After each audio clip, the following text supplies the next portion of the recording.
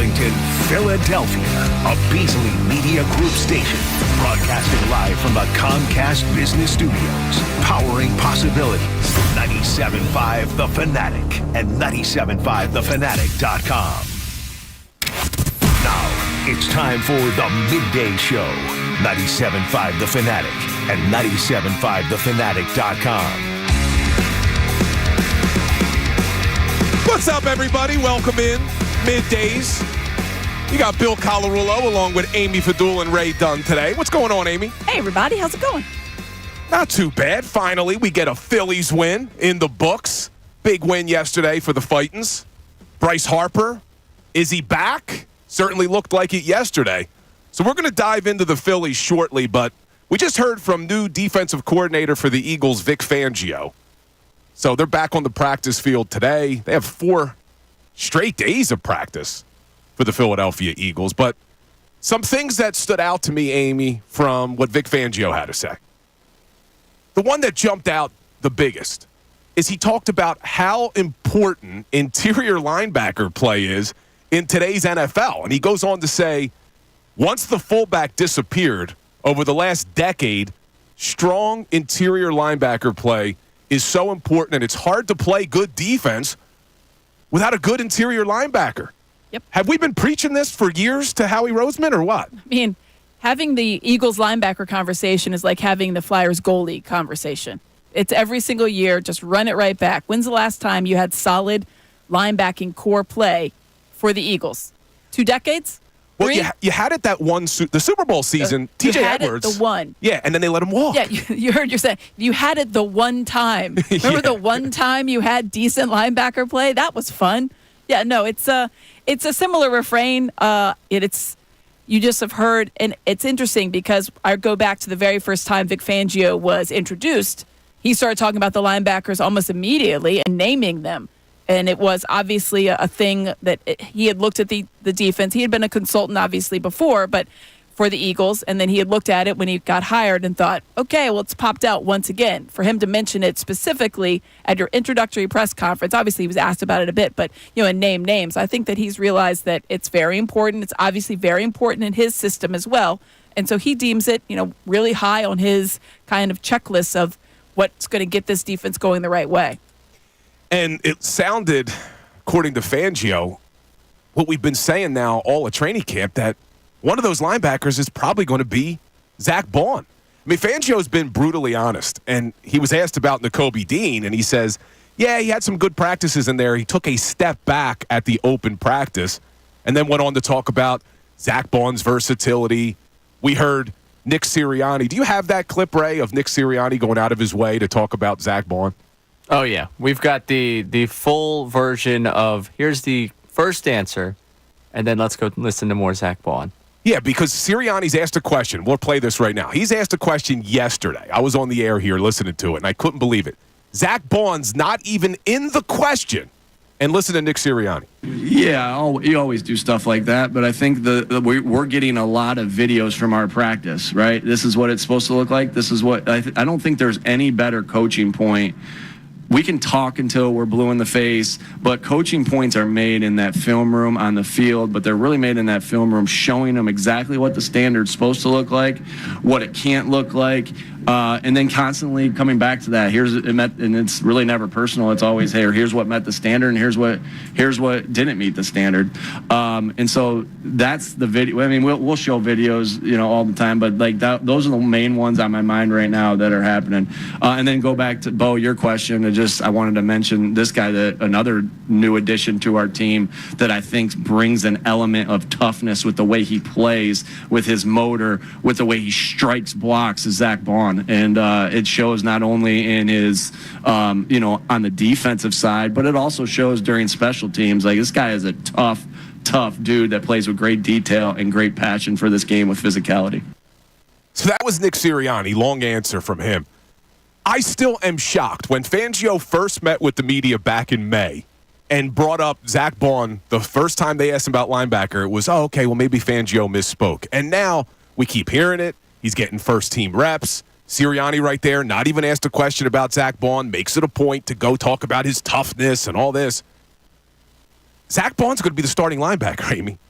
I think one thing we thought was, all right, Devin White was penciled in. I think that was pretty much a known. And then you're thinking, all right, who's going to be the other interior linebacker? Oh, and then the assumption was Nakobe Dean. That's why you drafted him there. That's why you put a lot of stock in him.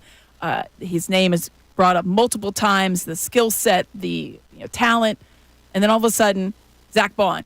When Vic Fangio mentioned Zack Baun, I think one thing we've learned about Vic Fangio is that nothing's by accident. That man he does not have a filter, which is great. I wonder how long that lack of filter will last. Will it last the entire season? We shall see.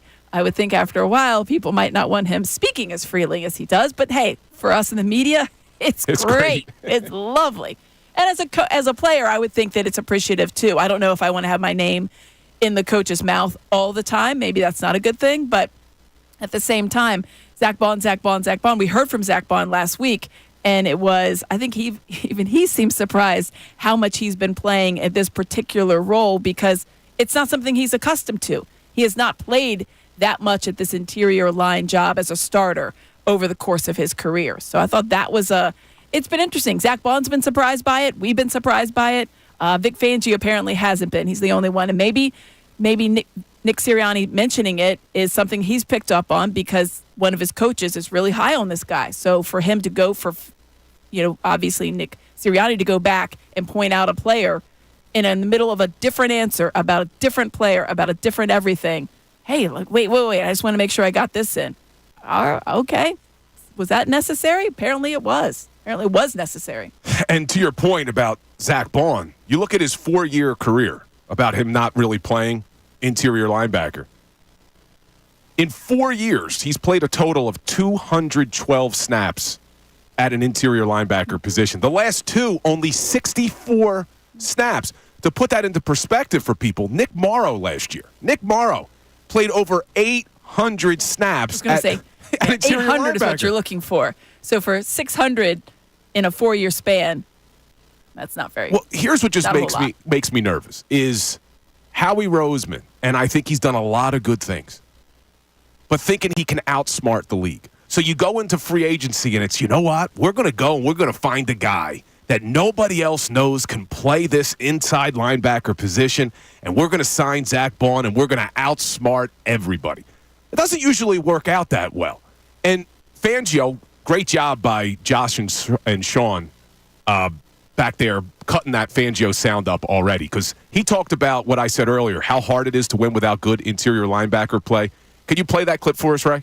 I think every defense in the NFL relies on high-level production from the ILBs, especially with the way the game's being played now. ILB used to be a position where you somewhat could overachieve and be a tough guy, but when the fullback disappeared and he's been replaced by a third wideout or a second tight end that's a good receiver, the game's played in space more, but yet they still run the ball a good deal. So the ILB position has become a more demanding position in this last decade or so, and it's hard not to play good defense without good ILB play, and these guys are working hard to get to that level.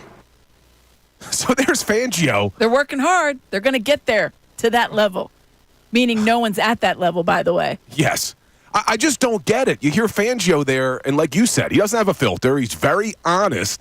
It's hard to play good defense in this league and win without good interior linebacker play. He even says, like, in previous years, maybe you could just overachieve at that position. So how is Zack Baun the plan? And look, maybe they prove us wrong. We have to see it on the field. Devin White, I'm excited about. He does have a higher ceiling than what you had last year, but we have all unknowns at linebacker. You haven't seen Zack Baun really play. Last year, Devin White gets benched by the Tampa Bay Bucks in that wild card game against the Eagles. You have Ben Van Sumeren, who was playing fullback a couple years ago. Nakobe Dean, we've seen him play 100 snaps last year, 34 snaps as a rookie. Can he stay on the field? Then you got Jeremiah Trotter Jr., a fifth-round rookie. If Vic Fangio truly believes this, that it's hard to win without good linebacker play, why didn't they do more at the position? Maybe they specifically did for Zack Baun. I mean, Vic Fangio's mentioning him. Maybe he believes he is the guy. Maybe Fangio believes Zack Baun is the gem out there that no one knew about. It seems a little bit interesting since he has not played all that much at that particular position. And even when he did play, it wasn't like he was lighting it up. There's a reason he didn't play more than 100 snaps last year at that position. It wasn't because of injury. It's because he didn't do particularly well, and so they didn't commit to him at that position. And obviously it was a little bit of a different scheme and where he's been previously, but at the same time, he must be the best option. I think Devin White is the best option, but you have to have somebody to play alongside with him in the interior position, and he must be the best option. Is he the best option, period, or is he the best option of what they have? I think that's the question that I would need to ask Vic Fangio. Like, you seem to really like Zack Baun. Is he the best at it, period, or is he the best of just what you're looking at because you don't have a lot? And I think he would actually answer that question, which would be amazing. See, we need Amy down there at the press conference. I'll be down there later this week, Wednesday, I think. Oh, you're going to be down there on Wednesday? Yeah. So you're going to ask him that question if you get a chance? I don't think Fangio is speaking again. I think they probably only give him once a week. It's probably best. Maybe that'll be cut down to less than once a week, I think, after a while, Ray. Like, I would be surprised if 12 weeks into the season, maybe he's just like they just send out some quotes from him. They bring back the side, just do the pressers. They already threw him out there once when he wasn't the defensive coordinator. Let's just bring him back and have him speak. Poor Sean Desai. Well, as we talk about the linebacker position, it was reported by Adam Schefter this morning, the Eagles did sign a linebacker. Don't get too excited. No. Don't get too excited. He was a former fourth-round draft pick in Jacksonville. Shaquille Quarterman, they signed him to a one-year contract. According to Andrew DiCecco, he was here for rookie minicamp on a tryout basis. This is a guy, believe it or not. Camp body. Yes, because believe it or not, he's actually played less snaps at interior linebacker than Zack Baun and Nakobe Dean. So he's played 171 defensive snaps in his 4 seasons. He's more of a special teams player. Did contribute over 900 snaps to the special teams. Outside chance this guy makes the team. Could this signal that Oren Burks is done? Because we haven't really seen him on the field much. But we'll continue the Eagles talk later on because I want to switch gears for a second and talk some Phillies, Amy. Because the Fightin' Phils win last night, Amy and Ray. That's where we're at. Big win. Was it? Big win. Back in the winning column. Was it? 6-0. It was a win.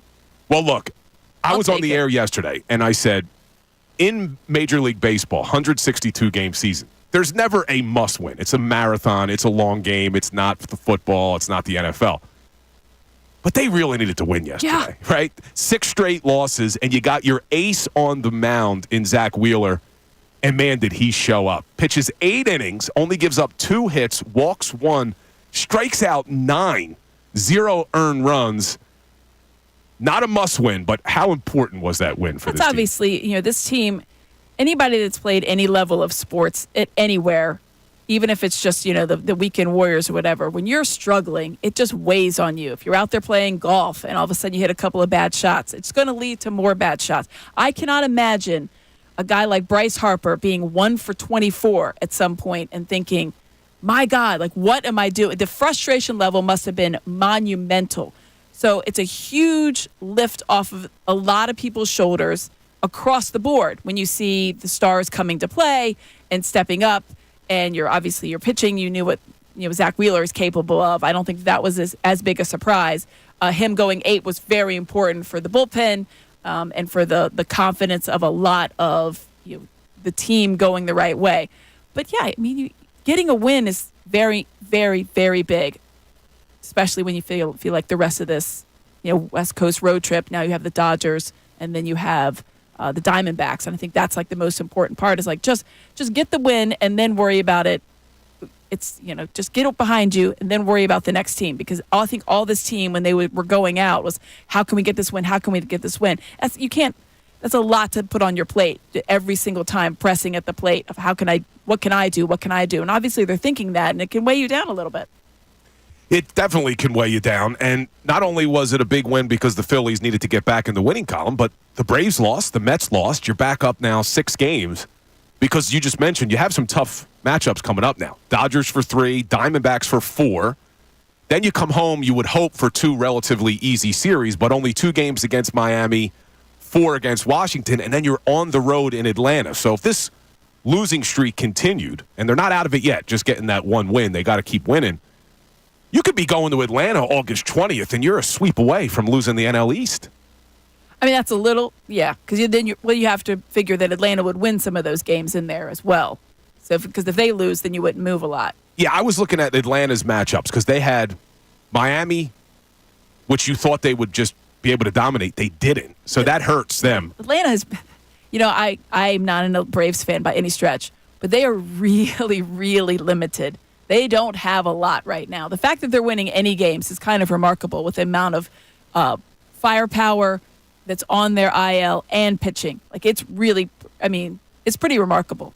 So I love it. I mean, as a Phillies fan, I'm like, good, just keep falling over. That's great. But they should have beat the Marlins, and they don't. So you can't count anything in baseball. I think we've learned that when you saw the Phillies lose to the Pirates and the Athletics, and it was like, oh wow, okay, this is happening. So you never really know.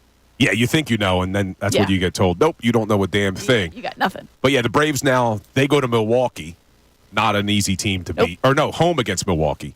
And then they have 3 relatively easy series on the road. I say relatively because, to your point, you never know. But they're at Colorado, at San Francisco, at the Angels. This is an important stretch for the Phillies. It really is an important stretch for the Phillies. And how much did this win, only being one win, how much did it bring this team's mojo back? Because all weekend on the air, I was taking calls, Amy, of people talking about Rob Thompson. And I kept saying, I don't put any of the blame. I shouldn't say any. I don't put a majority of the blame of this losing streak on Rob Thompson. People are saying he needs to hit the right buttons. And I said, but the buttons are broken. What do you want him to do? Your starting pitching hasn't given you much. Your bullpen hasn't given you much. Your stars haven't shown up. When you have Bryce Harper, who was on a 2 for 38 slump, 0 for 25 before he gets that double 2 nights ago, what did you want Vic Fangio to do? But then last night you get... You mean Rob Thompson? Vic Fangio's on my mind. Man. I don't know what Vic Fangio would do, but it would be impressive. He's a big Phillies fan.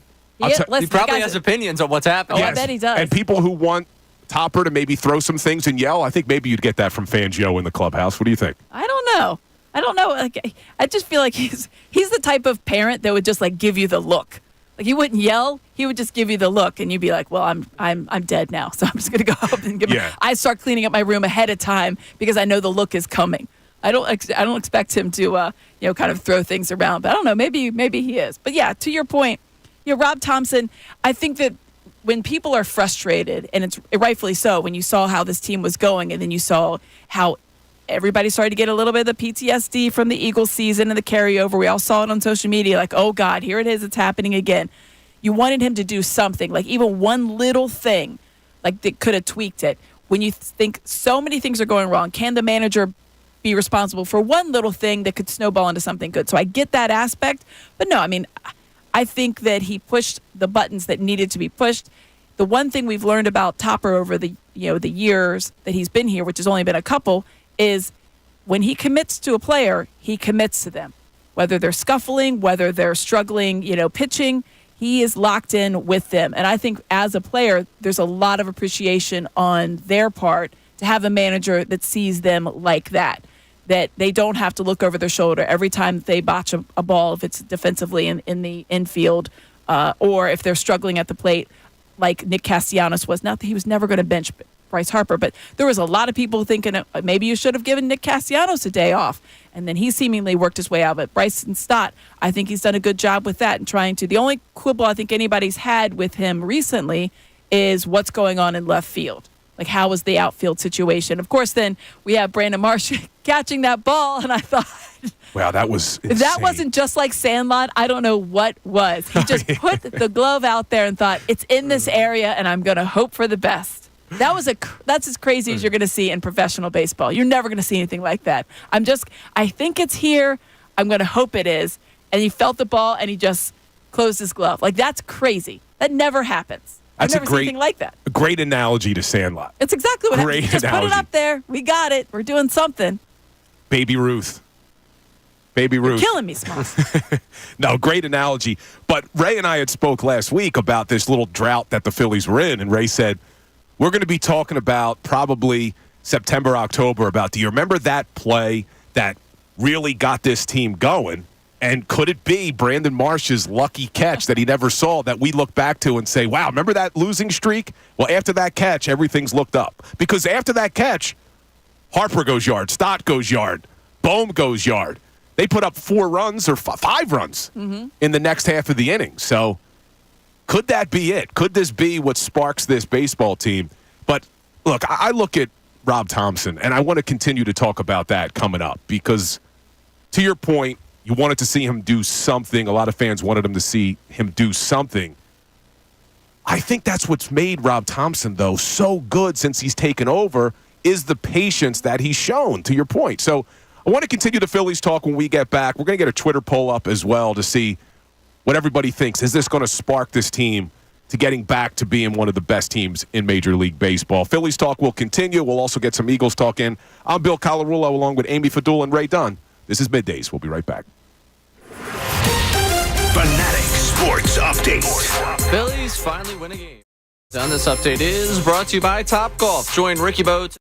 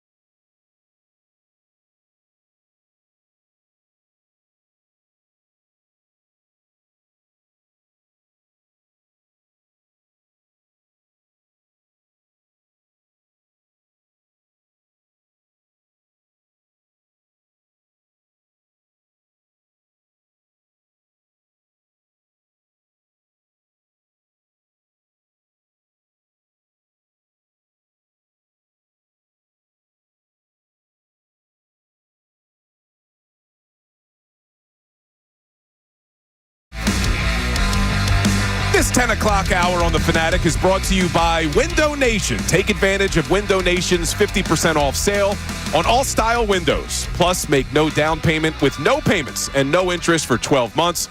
Call 866-90-NATION or visit windownation.com. Bill Colarulo with you, along with Amy Fadul and Ray Dunn. Talking some Phillies. Finally, after losing 6 straight, after going 4-13 in their last 17, the worst 17-game stretch. Since you're ready for this one, Amy, Gabe Kapler in September of 2018. 4-letter word around here. It is. Gabe is a 4-letter word. Well, in more ways than one. But a lot of people wanted to say, hey, well, Rob Thompson should have done more. And you and I were talking about this before the break. What could Rob Thompson have done differently? And you said you would have liked to have seen him maybe do some minor things. Oh, a tweak here and there. I understood what people were calling for. I don't think wholesale changes, because baseball is structured the way it is, wholesale changes aren't as good as far as a beneficial thing for eliciting change as they are maybe other sports, just because of the way that the games are constructed, the play is constructed, and certainly the players. They're used to routines. It's a very routine. I always say that baseball players are the most superstitious. It's because they have to be certain with routines, because the games are 15 games on, 1 day off, 16 games on, 1 day off. You have to have those routines. So I think breaking up like wholesale changes with the routines is not good, but it doesn't mean that there couldn't have been a tweak. And I think he made some of the tweaks here and there. You saw Bryson Stott move down the lineup. You see little things like that, going with different, bullpen arms at different scenarios. But inherently, he stayed true to what got them there. He stayed true to the top of the lineup. I know everybody, with the righty-lefty type of thing, that can irritate people. He stayed true with that. People that were scuffling, he stuck with them. He did the whole Brandon Marsh. Brandon Marsh got a couple of at-bats against left-handed pitchers, and he didn't do terrible. So I thought that was at least one thing maybe he did a little bit different. But Rob Thompson is a man of, a creature of habit. And I think that you saw that's true for all baseball players, and he stuck with them. And I think that the players, they appreciate that. I get that. Aside from moving people up and down the lineup, I'm not really sure what people wanted him to do. Well, yeah, when you're star, if I was putting blame, we're sharing blame around this streak. To me, Bryce Harper would take the most blame. Not all the blame, but you look to your star. If we're going to give Bryce Harper a majority of the credit when this team succeeds, then I think he should take on a majority of the blame when not only is the team playing poorly, but he's in the worst stretch of his career, literally the worst slump of his career. Not all on him, but it's contagious. And we've heard Rob Thompson talk about it being contagious in the good and the bad. But I'm happy that Rob Thompson was true to himself, because when he took over for Joe Girardi, remember they were 21-29. Topper comes in, preaches patience, rest is history. They go all the way to the World Series. They come off that World Series loss. They start the season 4 straight losses to open the year, 25-30. He preaches patience again. They get 1 game away from going to the World Series for a second straight season. He's staying true to who he is. He's preaching patience, and we asked this question yesterday on the air was, look, is this just baseball? Is this team not as good as we thought they were, or is this just baseball? And a lot of it is just baseball. You look at the last 15, 16 World Series winners, a lot of them have gone through stretches like what you just saw. But now they have to stop it. They got to stop the bleed now.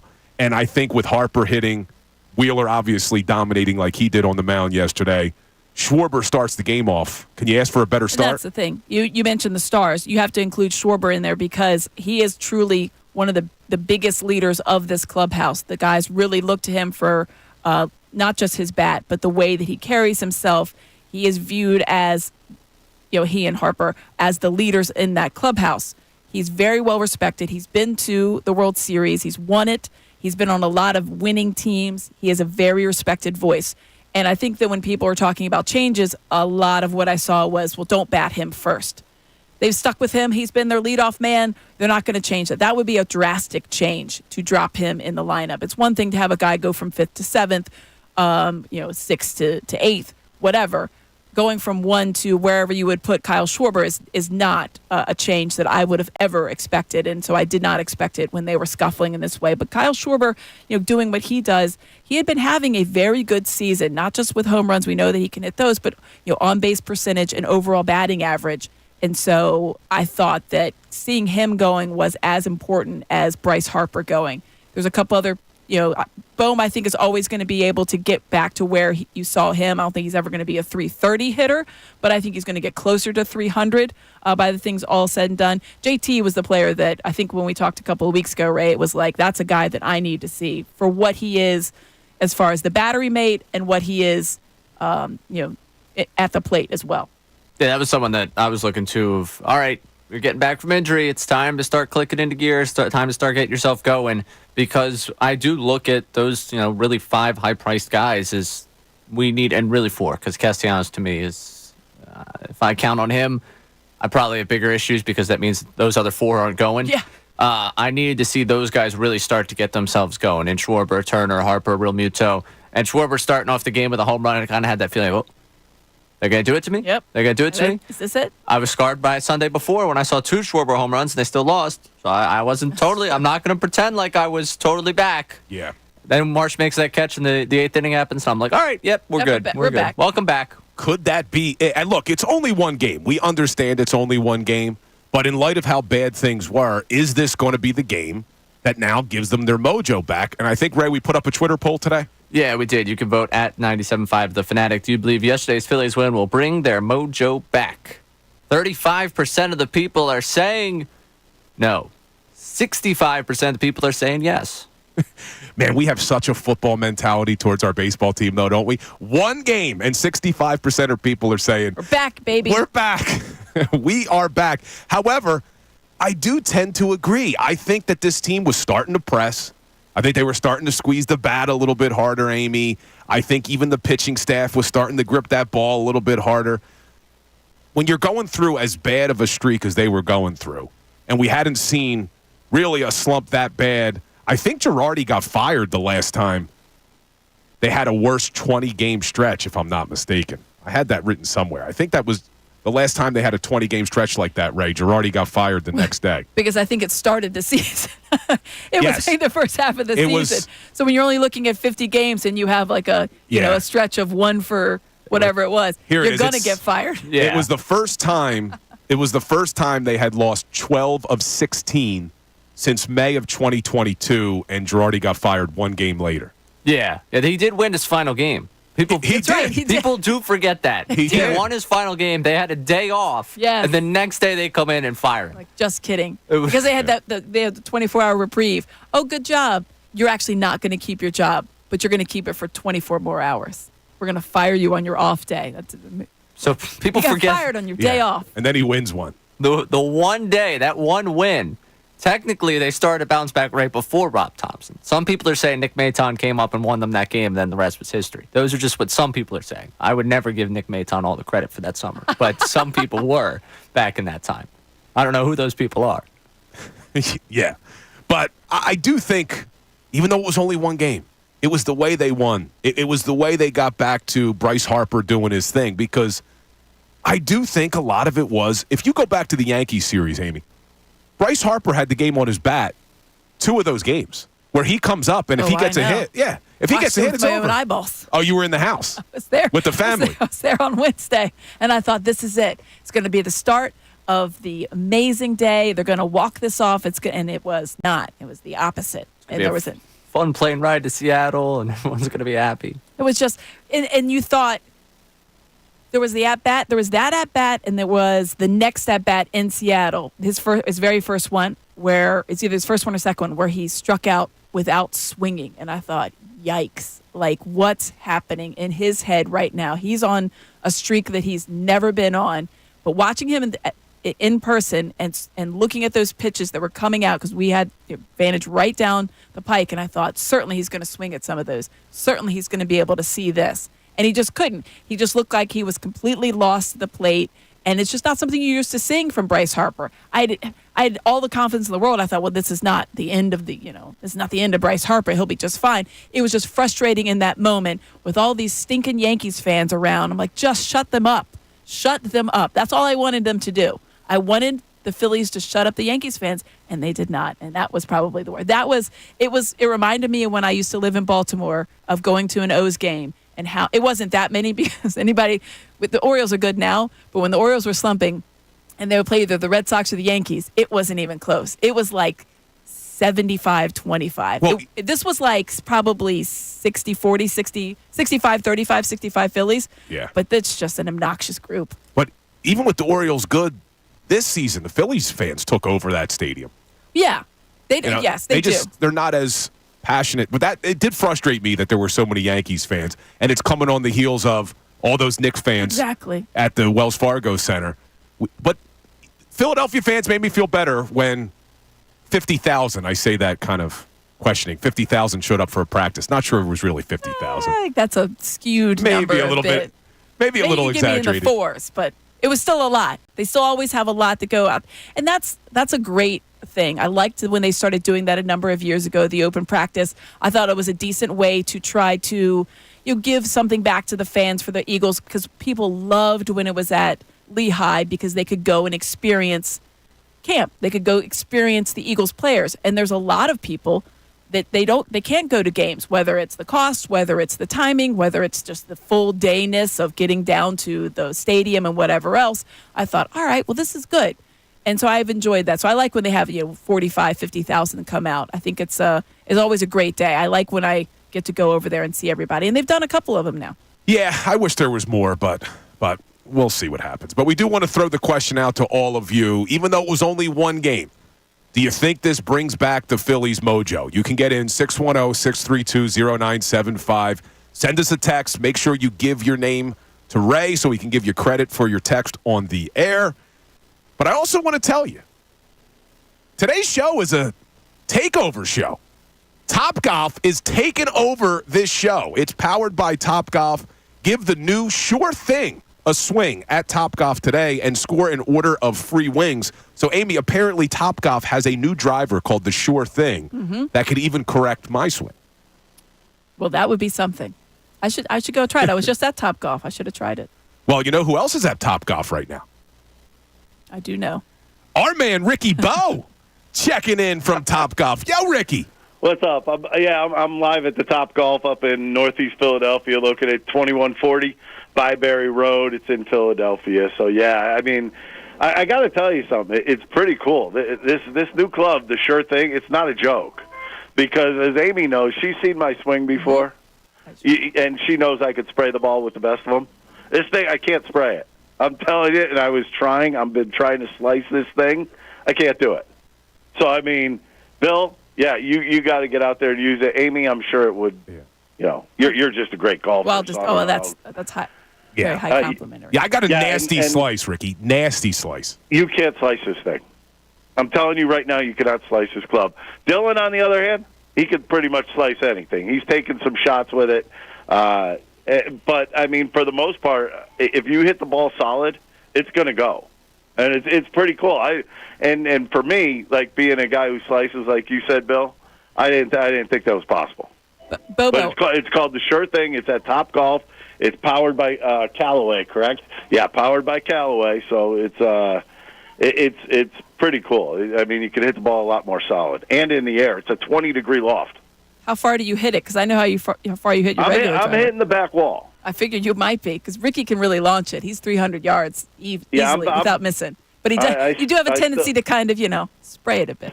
I spray it a little bit. All right. But, yeah, I still get behind it, get it as much as I possibly can. You can crush the ball. Do it. But I also got to tell you, by the way, they have Topgolf Bay conforming, right? And it's available to try. You can't buy them. It's at Topgolf venues in the U.S. It's also powered by Topgolf's proprietary chicken wing technology. Little wink, wink in there, by the way. There you go. I got it. To celebrate the club launch, Topgolf is giving away one free order of boneless chicken wings to every bay today. Okay, Wow. So that's today, August 5th, while supplies last. So get over here as quickly as you can. You pick your own flavor. You get some chicken wings for the Bay. Plus, you get to try out this club, which I think is pretty cool. Awesome, Ricky Bo. We'll get back to it, man. Keep practicing that swing. We're going to have to get out and see how good that thing works soon. Yeah, we're going to be up here in Northeast Philly. It's at Byberry in the Boulevard. The club's called the Sure Thing. And I'm going to be here up at Topgolf until noon today. All right. I'm going to check in with you guys later. Awesome, Ricky. Perfect. We'll talk to you soon, my brother. Bye, All right, sounds good. So Ricky Bo over at Topgolf, that Sure Thing driver. We're going to have to get one of those for me and Amy for sure. But when we get back, I want to look ahead a little bit for the Philadelphia Phillies because we talked about, does this win spark them again? Does it bring back their mojo? Well, let's hope it does because the next 3 games, very important against the LA Dodgers. We'll talk about how important when we get back. Now, a Birds Insider update on 97.5.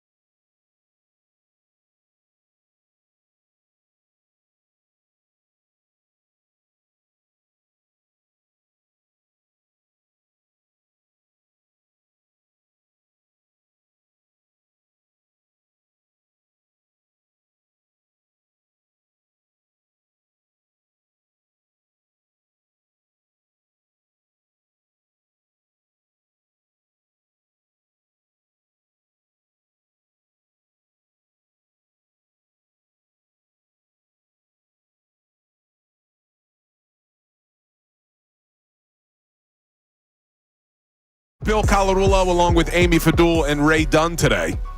Celebrating today. A big win by the Phillies. It's going to change everything, That's Amy. We're back. We are back, baby. Well, we'll see. Because they got a tough series coming up. And what's going to make it really tough, Amy, is we're going to lose a lot of sleep over the next 3 days. 10-10 first pitch tonight. Can't stand it. Really? I like this. This is like late night. I'm up anyway, so give me something to do. I watch West Coast baseball.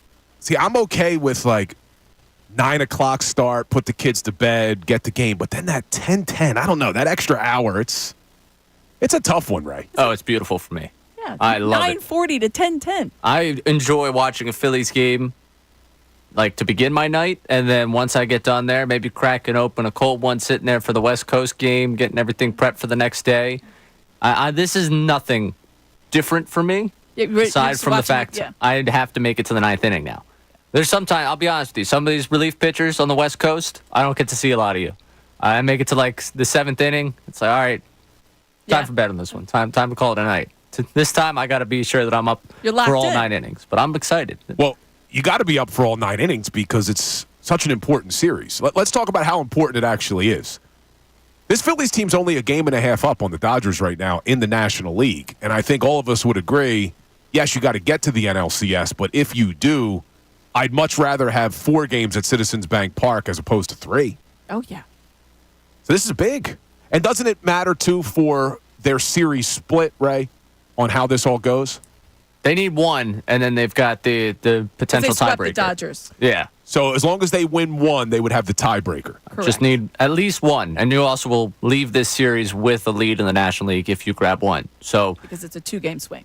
I want you to absolutely win this series. I do think it'd be hilarious if they swept the Dodgers, went through a 3-week, absolute atrocious stretch, and then just swept the Dodgers and we're back. And it was Remember that? That was a tough couple weeks, but we bookended it with 2 Dodgers sweeps. Why are you complaining? Well, it was back when, after they swept the Dodgers the first time that they had the rough stretch, right? Right. It literally started. It literally would bookend both sides. So I'm kind of rooting for the sweep because I think it'd be really funny. I think it'd be really funny if you struggled through this stretch and it was, we swept the Dodgers to start it and end it. You lost to the A's and the Pirates, and you swept the Dodgers.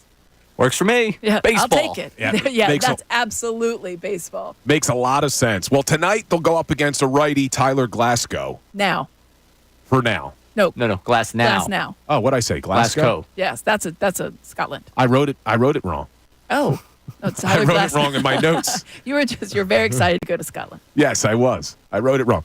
And then tomorrow it'll be interesting because they have lefty Clayton Kershaw, who's come back from injury. Yeah. Be curious to see if you think Marsh is in the lineup tomorrow night. It looks like they're giving him a shot as an everyday center fielder. 4 hits against lefties in his last 4 at-bats. I'll take it.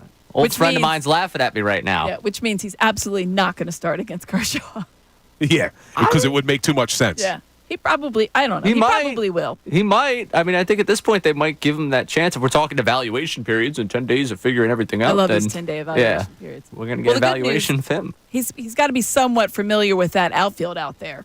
I think, that would be somewhat helpful when he's playing defense because that's one of the reasons I think you have him in certain situations defensively, maybe to take the game off because of him being a decent center fielder but a better left fielder. But, of course, I don't know. Pache probably doesn't know he doesn't know Sandlot like maybe Brandon Marsh does, so he doesn't know if you just put your glove in the area, you'll just catch it. Yeah. Pache throwing a throwback at us here. I know. Sorry, Rojas.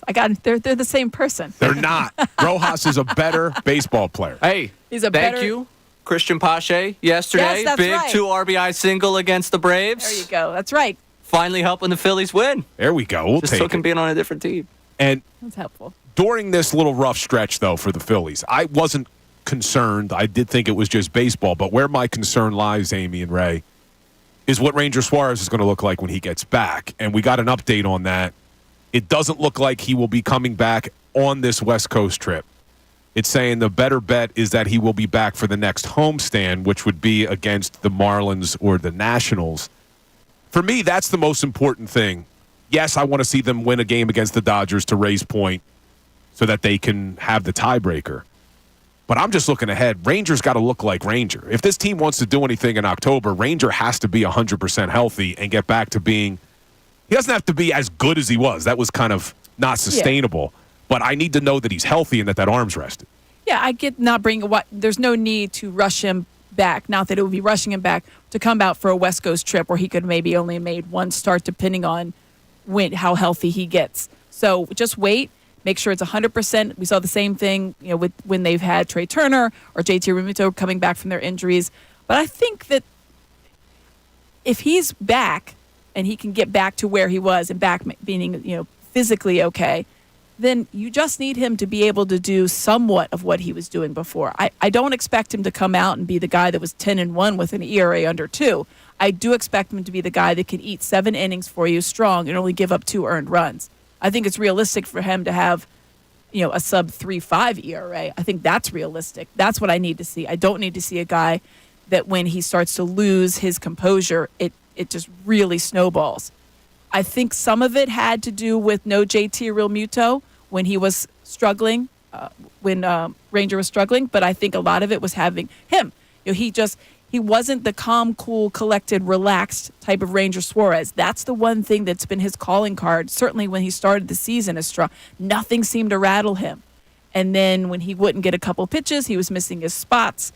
Then he started to get rattled. And then batters see that. They take advantage of it. They know what he's going to be throwing, and they're going to take it out of the park.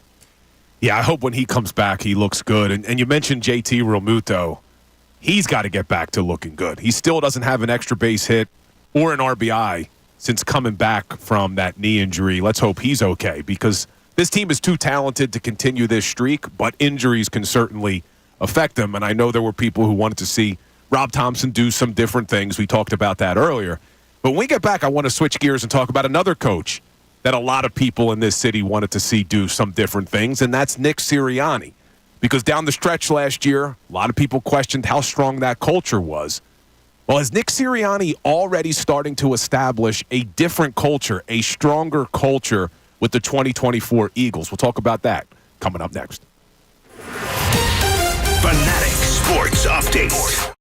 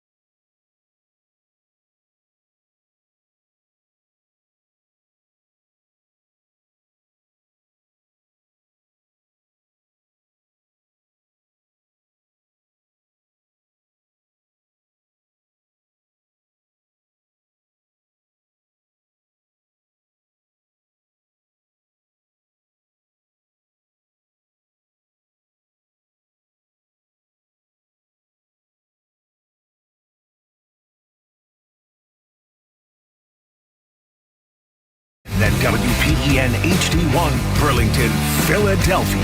A Beasley Media Group station. Broadcasting live from the Comcast Business Studios. Powering possibilities. 97.5 The Fanatic and 97.5thefanatic.com. Coming up at 2, the best show ever with Tyrone Johnson and Ricky Vitalico. Right now, it's the Midday Show.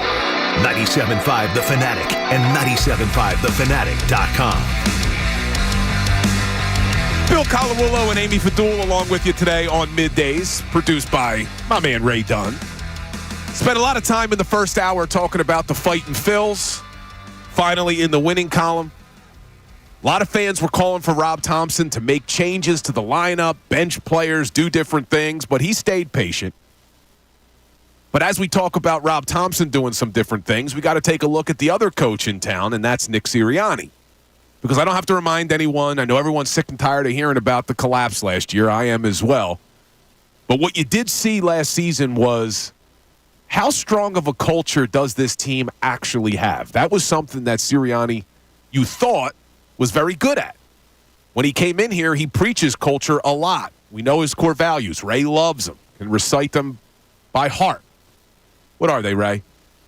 Mount Union, brother, high school friend, third string linebacker that we need to love, and time management, except for when it comes to showing up on time for a press conference.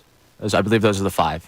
Hey, don't be taking shots at my man Nick. Vic Fangio showed up today on time. Right on time. So I have to give credit where credit is due. That's a pro's pro right there. Thank you, Vic Fangio. Yeah, I don't know what it is with Sirianni that doesn't show up on time. That is, you know that I've defended him. I thought he should have came back as head coach. But to me, if you're the head coach, you got to be punctual. How hard is it? It says 9:40 on the sheet.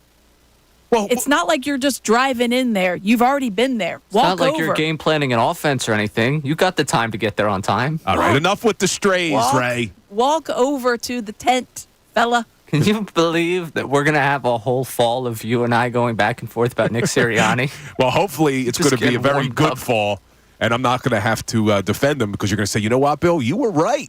Sirianni has built a strong culture. Good luck on that one. Well, last season, even when they were 10-1, and I heard the morning show talking about this today too, Andrew and Connor this morning.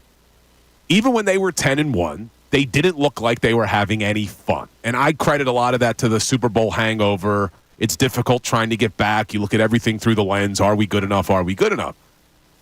But I think Sirianni is making a concerted effort to bring more fun to this Eagles team in hopes of building a stronger culture. And we saw it last week. Everyone probably saw the video floating around on Instagram and Twitter. They're about to have a team meeting. And Chauncey Gardner-Johnson, if he hits this shot, which was a pretty long shot. I mean, that was probably an NBA three-point distance right there. In a meeting room, hard to get your depth perception because you're in a meeting room. It's not like you're on a court. And he drains it, and they cancel the meeting. Well, Sirianni, yesterday morning, was asked about that. Listen to Nick Sirianni. We had an important meeting that day. They were all shooting beforehand. Right before the team meeting, there's a little bit of a break, and I noticed, guys are in there hanging out. Guys are in there shooting. We have a PlayStation in there. Guys are, before when they have downtime, they're hanging out. You can't substitute connecting without, spending time together. You got to spend time together. So they're in there, and Chauncey hadn't made a shot. He wasn't even close. We really needed our meeting, and they were having a good time. I'm like, you know what? Let's put something on this. Hey, meetings are, the team meeting's canceled if Chauncey makes this, and he drilled it. He might have been hustling me. But he hit the shot. Guys went crazy. They got a little bit of a break there, but we made up everything we needed to make up the next day. But you can't simulate those things. Those are the building of the team. Like, it's all those little things, right? All that little thing. The time they spend together in the meeting beforehand, the communication they have at practice. All those little things add up to build a football team, to bring guys together. It's not the best group of individuals that win. It's not the best people on paper that win. It's the best teams that win. And so when you can kind of do stuff like that, like it went in, and I'm like, oh my, we needed to go over the stuff that we went over and walked through. But then I really thought about it. I'm like, man, you could really see the guys coming together, them loving each other after that. And we made up the meeting anyway, but it was a hell of a shot by Chauncey. He hustled me. So that was Nick Sirianni talking about canceling the meeting after Chauncey Gardner-Johnson hits the shot. I love that. I know it's just a small meeting. It's just a small thing. But I do agree with Sirianni here that you can't simulate that sort of culture, that connectivity between the players. If you watch the video, Amy, did you see it? Yeah, I did. They're high-fiving each other. The place goes nuts. I think that's important because you're trying to get the bad taste out of your mouth of what happened last year. Let's have a little more fun this season. Speaking of hustling, I'm pretty sure Nick Sirianni's hustling us when he says he was a really important meeting and we're only going to cancel it if he makes the shot. I mean, if it's so important, he's probably would have still had the meeting, but I appreciate him selling that, and I liked it because, to your point, you really do need to have the levity of it. You see it with, certain aspects of the camp with the water ice, the rookies doing the water ice, passing out. You see it with the singing of either it's the alma mater or in certain cases a really poor Eminem. Cooper DeJean, right? It's pretty bad. But I talked to Barrett about that. Barrett, they also made them sing different songs. And usually you have to pick it, but I think maybe someone should have picked a different song for him. But I think that you have to have that levity for going into a season, not just because of how the season ended last year, but maybe it's more so because of how the Eagles season ended. But really for a team to come together where you do have some new pieces, important new pieces, and a team that the guys that are returning have the carryover from last year and going into a 17-game season that is absolutely a grind in a different way than the 162 of baseball, certainly, but a grind nonetheless, getting ready to embark on that journey with these guys, with the end goal of winning a Super Bowl. You have to have moments like you had. You have to have them cutting up and sitting in on each other's press conferences and rolling up to, when you have got a mic in some guy's hand and the other guy's asking them questions. You have to have stuff like that. And these guys know that. They know when to turn it on and when not to. And I think that the coaches recognizing that is just as important as them having it. Yeah, I'm right there with you. Like you were talking about the sitting in on each other's press conferences and stuff. Devontae yesterday getting the mic and putting it in front of his wide receiver coach as I think John McMullen was down there, a couple other people trying to interview him, Jeff Kerr. So I like it because you remember last year, Amy, you covered this team. 10-1, they were miserable. A 10-1 team was an absolute miserable team. You really didn't see them laughing. Jalen Hurts, is he having fun? All those things that started to creep in even when they were winning. I like that they're going to be a little bit looser this year. And you heard Nick Sirianni just talk about it. He said, it's not the best individuals, it's the team. And I think that's going to be a big message for this team this year because I'm going way back now. The first time we heard Jalen Hurts talk. You have that sound, Ray? It should be Hurts 2. I put it in there for you. So Jalen Hurts, and this is a long answer from him. But interestingly, it sounds like him and Nick Sirianni are on the same page with regard to the messaging about it not being individuals, it being a team. Listen to Jalen Hurts. Yeah, I think we're in a great place. I think anytime you have any frustration, anytime you have any adversity that you have to overcome, it's supposed to test you. And I think it's a matter of being on the same page. And I think if we are on the same page, we maybe would accomplish the things we would have. And, we didn't, but that's a learning experience. And I think it's as simple as if I made it happen, I can make it happen. And this team has made it happen before, and there's no doubt that we can make it happen again. But it takes what it takes, and it takes being together. And my message to the team after we did our conditioning test, and even after our first day of practice, in which I thought was a good day of practice, but talent. I've been on very talented teams. My pretty much my whole career, I played around talent, and talent wins you games. It'll take you very far, but it don't last. Teams is what win championships, and that's what we're trying to do. Trying to take that next step. And so it'll be an exciting journey. I think it was a great first day. It's just starting out here, getting the juices flowing. Humid out here today, but it was good having the fans out there and just being able to write a new journey for us. So that was Jalen Hurts. Long answer there, but you hear him in there talking about he's been on talented teams before, and it's not just the talent, it's the team that wins championships. And that's just what you heard from Nick Sirianni as well, talking about it's not the individuals, it's the team. So do you expect this team to have a stronger culture this year? Because certainly there was a lot of issues at play last season towards the end, but it didn't seem like they were a team. It didn't seem like they had that level of unity and the ability to overcome adversity like you hope an NFL team can. It's interesting. We've talked previously about leadership on this team and where it's going to come from, and I think that does a lot in building any kind of positive culture, no matter the sport. And you're seeing different guys step up. You've seen Jordan Mailata step up. You're seeing Darius Slay, I think, goes without saying on the defensive side, but you're still kind of wondering who else, because you can't just have one or two guys. It's a lot of different people. I think one of the things that I wonder about, it's not necessarily the culture, it's the thing that I think is much improved is the singular voice. They know that it's something that was a real problem last year, certainly on the defensive side. It was lost in translation from start to finish. I don't know what it started as far as, it's like the game of password, and all of a sudden you get around and you say it, or telephone as we used to call it, and you're like, wait, what? It was what? I was supposed to do what? That doesn't sound right. And I think there was not the singular messaging across the board, and I feel like that's when he talks about how not everybody was on the same page. It's because there was too many voices, there's too many opinions, there was too much of this, and I feel like it wasn't a collective effort. The thing that I think will be better, that will lead to a better season, is the fact that they will know that there's a singular voice coming on each side of the ball. It is going to be more collaborative as well, so the input is there. It's not, you go out and do this, and I don't care if you like it or not. I feel like that was kind of the thing. It's like, you're going to do this. What about, no, this is what's happening. So I feel like when you think about it, culture is a big part of it, but it starts with the confidence in each other and knowing that you are all on the same page with the same voice. And I think that that's what's going to start it. And it'll eventually improve the culture. I don't think it's an overnight thing. No, it's definitely a work in progress. And you make a great point about the communication and the singular voice. And I want to keep talking about that, but we got some news coming out of training camp down at the NovaCare complex. At first, I almost fell out of my chair, but it seems like everything's okay. But Chauncey Gardner-Johnson went inside with an apparent injury, and Nick Sirianni followed him. Makes you nervous. But then Eagles coach came out and said CJ was okay, but James Bradbury is now taking his spot back there at safety. Please be okay, Chauncey Gardner-Johnson, because one of the things we want to talk about later on in the show is the level of toughness that CJ's bringing to this team.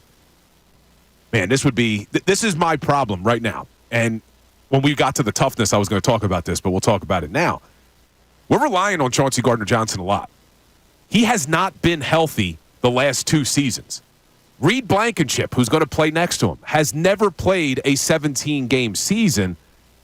What do you have behind those two guys at safety? It's Sidney Brown, who's on the physically unable to perform list. It's James Bradbury. James Bradbury. But you don't even know if he's going to be on the team. You don't even know if he's on the team. Avonte Maddox, who's transitioning to that position, also competing for the nickel corner at the same time. And then you got a lot of young guys who are not guaranteed to make the team. Tristan McCullum, Mekhi Gardner, they let go, actually. I think they released him. So what else do you have there? And for me, there's a free agent available, still floating out there, who played under Vic Fangio, who had his best seasons under Vic Fangio in Denver, and that's Justin Simmons. There's a reason he's still out there, don't you think? Well, I think he's probably waiting for an injury so he gets a bigger contract, because he was still playing at a very high level. He is 30. We saw that last year with Kevin Byard, that once you hit 30, James Bradbury too. But I don't know. I get nervous with how thin that safety room is, Amy. Yeah, CJGJ, there's a lot of eggs in that basket because he was severely missed on that back end last year. He wasn't there. And it wasn't like CJGJ really lit it up last year. He had some injury issues. He was good. I think everybody's hoping, when we talk about, hey, is Jalen Hurts going to be 2022? You need CJGJ to be 2022, CJGJ too, because 2023 was just okay. But to your point, just okay is what we'll take right now because you don't have a whole lot back there. For all the love you're seeing in the secondary going to the cornerback position, I think you're looking over at the safety and think, but I think Cooper DeJean is definitely an option. I think that it could be scheme with him, and it could be also just the bodies that he will eventually maybe make that transition into a safety. I could see that happen. You mentioned Cooper DeJean. I'm glad you did. Who's obviously been injured too, but exactly, he's been injured. Hopefully, he comes back soon. Vic Fangio, who spoke this morning, right at the end of the morning show when we were coming on at 10 o'clock, he was asked about Cooper DeJean, and when he does come back, will he have any limitations? Ray, can you play Fangio 5 for us? When he comes back, it's not going to be, okay, he's back, it's like nothing ever happened to him. I'm sure these guys downstairs will have rep limitations on him, practice limitations, so be dependent upon where he's at and how he's doing. So that's the question. Look, you got a rookie who obviously has a lot of potential. The Eagles loved him. They moved up in the second round to get him. But when you miss 3 weeks of training camp like that, not only are you trying to get back physically, which is always a task, getting in shape and making sure your conditioning's right, but you're trying to transition to the NFL game. I had high hopes that Cooper DeJean was going to play a lot this season. I still think it's possible. I just don't think you can expect it right away in light of him missing so much time. Missing so much time as they're installing. And granted, he was here during the rookie mini camp, the OTAs, and then the other mini camp, but it is different at training camp. It is a lot more installation of the schemes. It's a lot more practice of those schemes that you've learned about in the previous, little mini camp situation. So for him to miss this time is not great when you think about what you wanted him, if you can count on him, to be that back end type of guy or a guy that's able to come in and give you some real good snaps. I'm not saying he was going to be a guy that's going to get you 700 snaps this season. But maybe half of that you expected him to be able to contribute and come in certain, whether it was the nickel or different situations.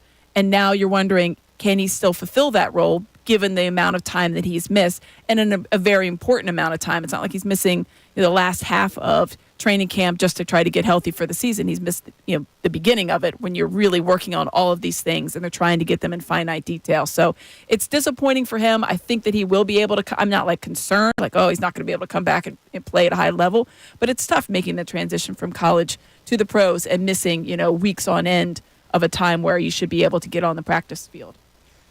Yeah, and I was excited about when Cooper DeJean first spoke to the media. He said, when they asked him, what's your best attribute, he said tackling. Man, this team could really have used that last season. And now it looks like maybe it's going to be difficult for him to get on. And then I'm getting a little from our man Andrew DiCecco. Paris Campbell didn't practice today with a groin injury. Mekhi Gardner hamstring. We were just talking about him. So he's still on the team. I thought they released Gardner. I don't know. Paris Campbell getting injured is there, everywhere. Yeah, and Paris Campbell. The lock of the decade. Is it just Johnny Wilson time? Are we going to go all in on the Johnny Wilson wide receiver 3 world? Dude, we said it. It's Grand Calcaterra, didn't you hear? Oh, yeah. Yes, I heard that. Don't worry. But me and Andrew DiCecco were doing our Birds Insider report a couple weeks ago before camp started, and we were talking about who's going to be the training camp darling that everybody loves. And we both said it's going to be Johnny Wilson. There's no doubt with his size and the position he plays that everyone's going to be talking about Johnny Wilson. Johnny Wilson. Look, he's 6'6". He's intriguing.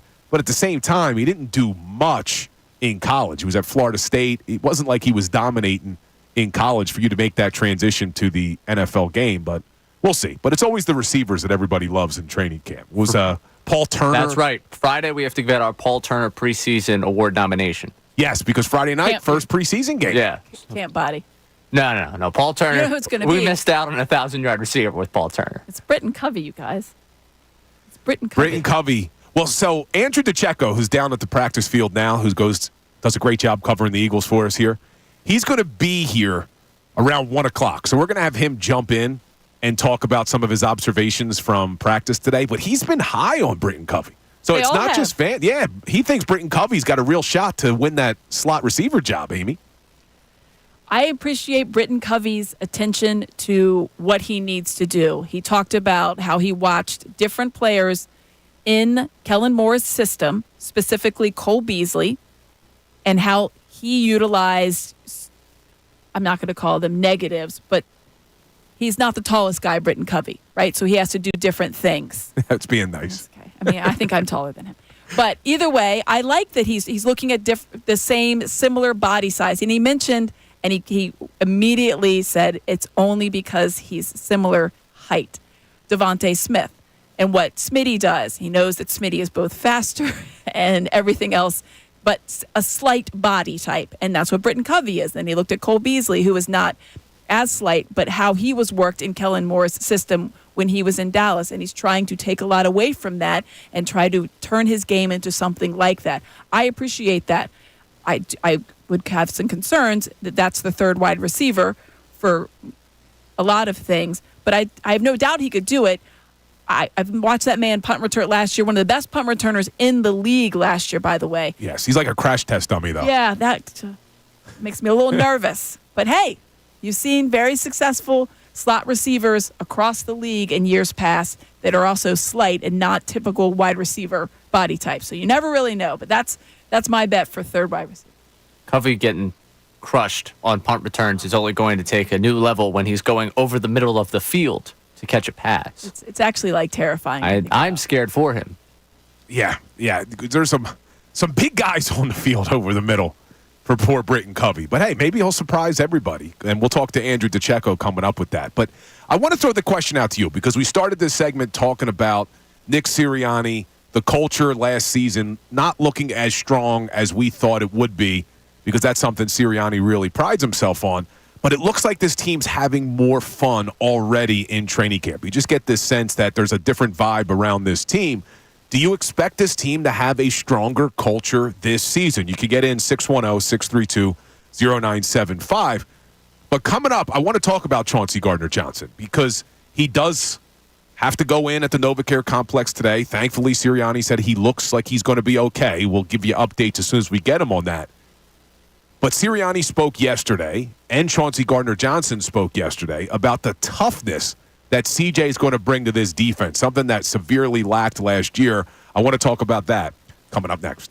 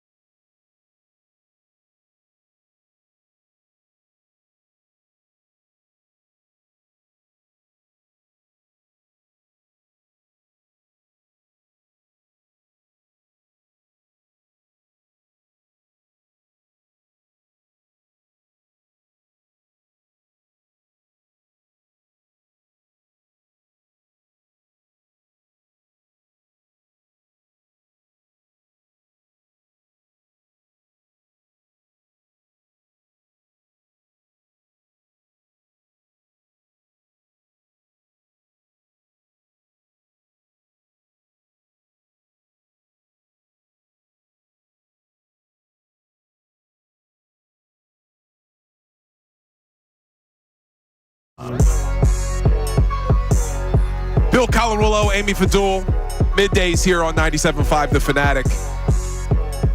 Our worst fears are being realized right now down at the Novacare. He walked. These are not worst fears. For me, it's worst fears. Your roll there. Overreaction. We had Chauncey Gardner-Johnson go in from practice.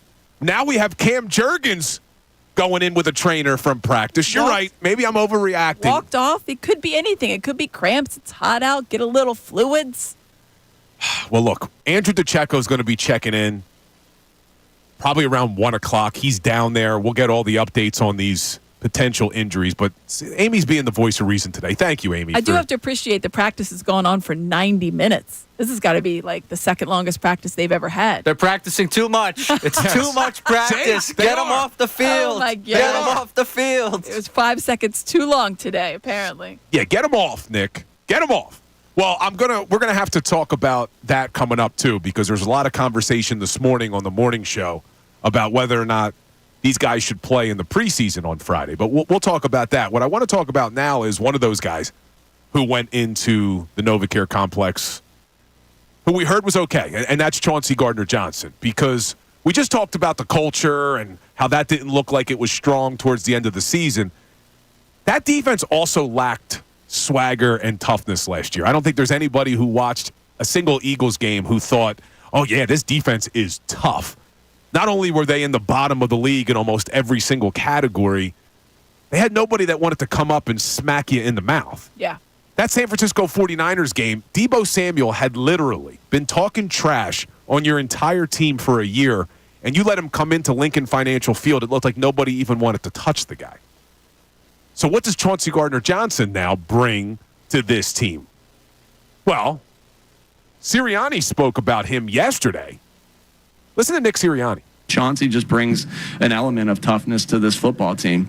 You know, he has relentless effort. He does do a great job of tackling and defeating blocks. You know, I think back to the last tackle really I've seen him make for the Philadelphia Eagles is that hit he had in the Super Bowl that was, you know, man, I can't believe that guy hung on to that football on that one. It was a great play by both guys. But he brings that, right? He brings the knocking the guy out of bounds from the white through the white to the other side that I've seen so many times from him. And then he plays his butt off and he plays hard. And so I love that we have him back. I don't think it's any secret. I'm a huge fan of Chauncey and the things that he brings to our football team because it represents a lot of things that we want to be about.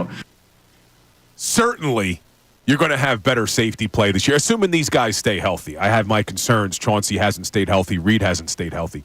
But you went into last year, Amy, after letting Chauncey Gardner-Johnson walk and letting Marcus Epps walk, who literally played almost every single snap.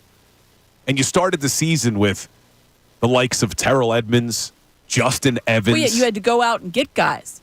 And one of them retired before the season started. Miles Jack at linebacker. But, you know, you brought in Terrell Edmonds, who was a 5-year starter in Pittsburgh. Yeah. Clearly, if the guy could play, he would have still been in Pittsburgh. Mike Tomlin's a smart dude. Mike Tomlin wasn't going to let a 5-year starter walk out the door for a 1-year contract. Yeah, not on the defensive side of the ball. No way. So you had him, and then you had Justin Evans, who had been injured his entire career. It's a shame. The guy is still the only player I ever saw truck Derrick Henry in college. When Justin Evans was at Texas A&M, YouTube that highlight video, Justin Evans lit up Derrick Henry, and he had a promising rookie season coming out of Texas A&M, was taken in the second round by Tampa, but was constantly hurt, and then he gets hurt here too, ends the season on IR. So now you bring back Chauncey Gardner-Johnson after a year in Detroit. I am excited to see what he's going to bring as a level of toughness, and Sirianni said it. But Chauncey Gardner-Johnson also talked about it. Now, this is a long clip, but listen to CJ talking about what he brings to this team. I said the way I play football. Like, y'all, think about it. Y'all admire guys that was just like me 10 years ago. Ed Reed, Sean Taylor, Ray Lewis, Dominican Sue. The list goes on of players who was feisty, passionate, and didn't take no excuse my language, but it's like, that's me. I'm here to get better every day. I hold my teammates accountable. I hold myself accountable. I'm not yelling at nobody when I'm on the field yelling. I'm yelling because we got to get better. I'm not upset because I didn't get intercepted. I'm upset because we didn't do our job to stop the play. Yeah, I understand. Like, the same media and the same people that look up to me and try to put these narratives around me are the same people that looked up to the guys that had the same passion I had 15, 20 years ago. So that was Chauncey Gardner-Johnson. You didn't have that last year. You didn't have that type of swagger, that type of mentality last season on this defense. But he is only one guy, Amy. Chauncey Gardner-Johnson's only one guy. So the question I want to throw out to everybody today, outside of Chauncey Gardner-Johnson, who's going to bring toughness to this team? Because, yeah, it's great that you have CJ back there, but who else is going to add an element of toughness to this Eagles team? You can get in. Send us a text, 610-632-0975. And I haven't said what's up to our YouTube family yet. Put us in the chat. Let us know who you think is going to add a level of toughness to this team outside of Chauncey Gardner-Johnson, because CJ is definitely going to bring it, Amy. But is there anybody else that's going to bring it like that? Oh, I do have one little beef. When he's talking about his swagger and his toughness, and he just happens to mention like 3 of the toughest people to play football in the last 20 years. You don't like the comparison? Come on. Ray Lewis, Sean Taylor. And Ed Reed. Stop. And Ndamukong Suh. No. He is. I think he's a very physical player. I think he does have an edge to him. He does bring that edge. He does not have the edge of Ray Lewis. Ray Lewis is one of the most feared linebackers in the history of the game. He's up there with the Mike Singletaries. People just looked over the middle and you know where I'm not going? Where that guy is. That's hilarious. He's been in the league for like 4 years. One of our YouTube followers, MBDBDBF.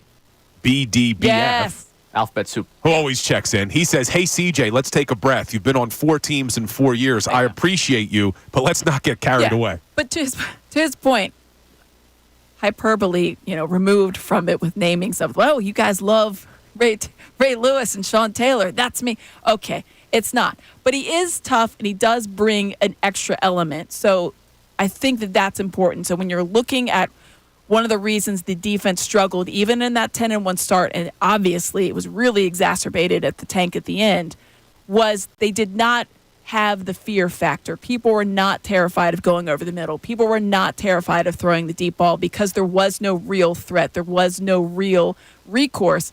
Go ahead, because you know what you're probably going to get? A 20-yard completion. Throw it wherever you like. So I think, for me, what I've seen from Devin White, aside from last year, when I look at the previous stops, I remember him when he was in college.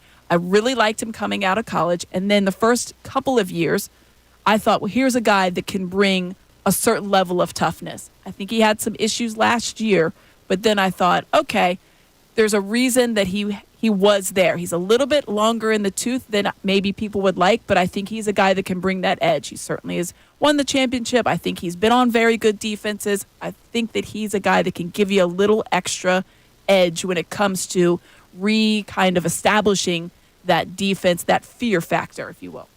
Yeah, I certainly think he can add that, but the way he talks, I don't look at CJ as a leader in times of adversity. As much as I love what he brings, as much as I love the energy and the swagger, and yes, he needs to be a little bit more modest because CJ certainly loves himself some CJ. There's no doubt about that. But when adversity hits, I don't see Chauncey Gardner-Johnson necessarily as a guy who's going to be a leader that can help you navigate those choppy waters. You need guys like this on your defense, but I don't know if he's necessarily that leader, that voice that you look to in times of adversity. When you're winning or when you need somebody to punch somebody in the mouth on the field, I think he would have done that last year against Deebo Samuel. I think Chauncey would have certainly punched him in the mouth. But I don't know if down the stretch last year, a guy like Chauncey Gardner-Johnson necessarily helps the team. He wouldn't have been like just, wait, now this guy's here. Now we're back. I think he would have helped. He's a helpful element. Unlike his analogy, I think if it would have been helpful if you had Ray Lewis out there. That would have really turned the tide for Or Ed Reed. That would have been very helpful. You know what else is helpful? A driver. There you go. That's a segue. That's a segue right there. That can completely remove your slice. So today's show is powered by Topgolf. It's a takeover show by Topgolf. Give the new Sure Thing a swing at Topgolf today and score an order of free wings. And now we're going to go to our man, Ricky Bo, who's live at Topgolf, taking some swings with the new Sure Thing. What's up, Ricky Bo? I am live at Topgolf up in Northeast Philadelphia. They're located at 2140 Byberry Road, obviously in Philadelphia. And this is no joke. This sure thing, it was powered by Callaway. And let me put it this way. I've swung clubs, a lot of clubs, trying to get rid of a slice here and there. And I can't slice this club. So I've tried. I've hit about 100 shots today, and I bet you I've tried to mess up about 30 of them. You just can't do it. You just can't. Everything stays within the field of play, which is a nice thing, especially for golfers that are first starting. Let me put it this way. They got a camp here right now of young kids out there, and I saw about 10 different bays all using this club right now for little kids just to get in the swing of things, and there's got to be hundreds of campers here right now. It's crazy, but it's pretty cool. I mean, if you can go somewhere and you feel good about yourself, and this club makes you feel good about yourself, it's called the Sure Thing. It's got a 20-degree loft on it, so the ball will go higher. It makes you feel pretty. Even Dylan hit a couple pretty good. That's saying something to me. Now, you draw on the ball, too? You get a little draw on that thing? You could do a little bit of whatever you want with it. I mean, the one thing you're getting is height. Oh, I like that.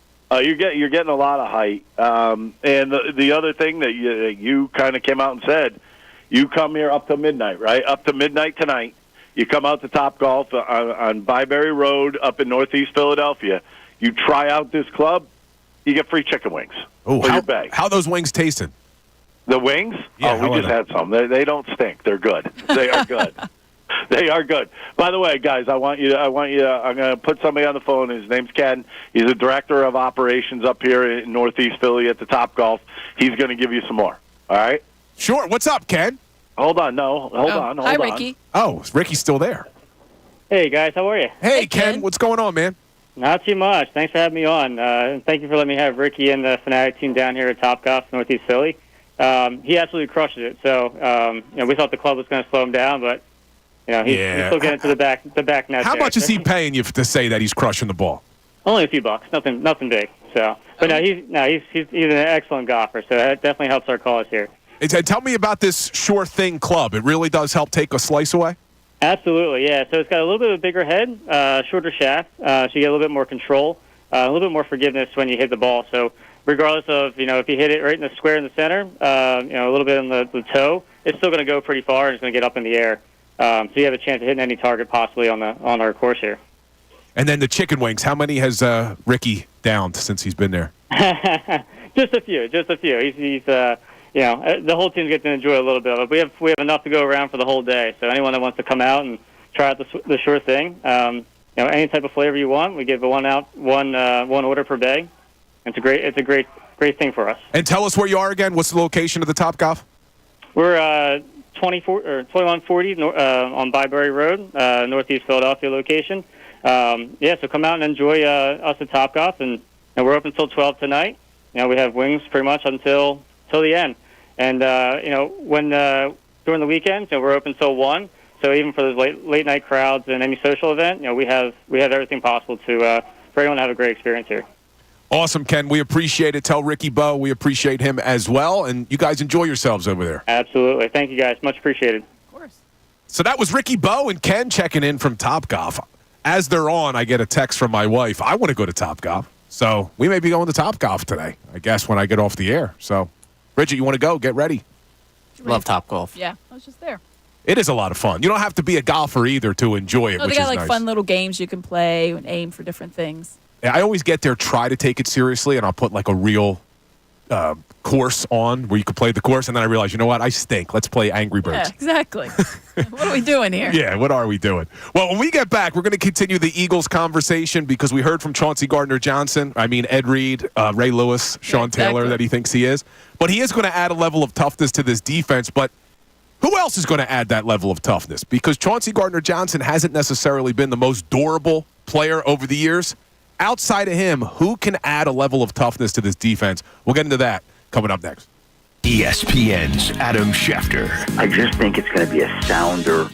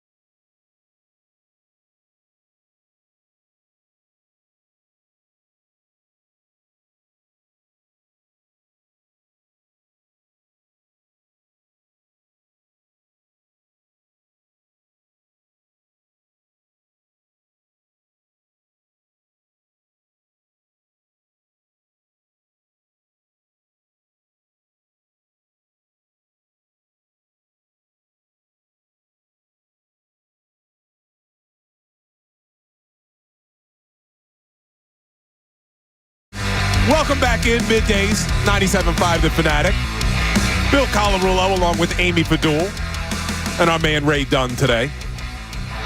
Talking about the Philadelphia Eagles defense and what Chauncey Gardner-Johnson's going to bring, because just ask Chauncey, he'll tell you. He'll tell you how good he is. Played a clip for you earlier of him talking about Ed Reed, Sean Taylor, Ray Lewis, putting them in the same sentence as himself. That's my Mount Rushmore. And CJ. But I will say, as annoying as it is to hear a guy who has zero modesty, he is going to add an element of toughness to this team. But he hasn't necessarily been able to stay healthy, and that's why we threw out the question before the break. Outside of CJ, who else can add a level of toughness? And, Amy, you mentioned earlier Devin White. Definitely a good one. The guy's got all the skill in the world. Hopefully Vic Fangio can unlock it. He's a great coach, great teacher. For me, this one may be a little bit under the radar for people. Everyone knows about Jalen Carter. Everyone knows about Jordan Davis. I'm excited about Milton Williams this year. This is a prove-it year for Milton Williams. He's in the final year of his contract. It is literally the final year. There's no fifth-year option because he wasn't a first-round draft pick. This is his fourth season. I think he's got better every single year.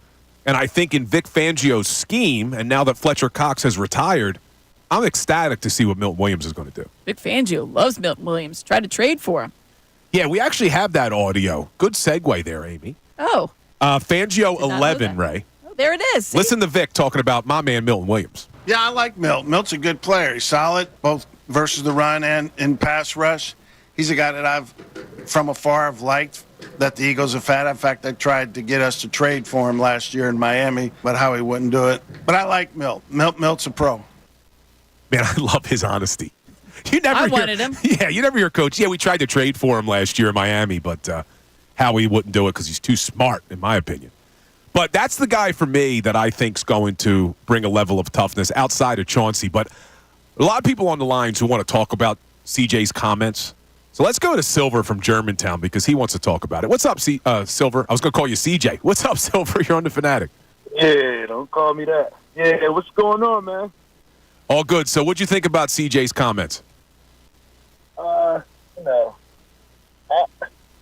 think I see what analogy he was using. Like, all right, well, we love those players for their toughness and, the excellence they bring to the field. But don't compare yourself to them. You're trying to compare yourself like you're at a level of greatness that nobody ever was going to reach with Ray Lewis, Ed Reed, and Sean Taylor, So, yeah, I agree with you. He could have done it in a different way where he said, I strive to be like those guys. Exactly. That's my people that I grew up watching, and I want to emulate their game. So now we know what you're doing. But you didn't do anything for us to mention your name with those people. Nobody on that defense did. Yeah. Who do you see stepping up besides him to add toughness to this defense? Well, I'm going to give you 3 levels. Since he's already in a defensive back, I'm going to give you a defensive lineman, I'm going to give you a linebacker, okay?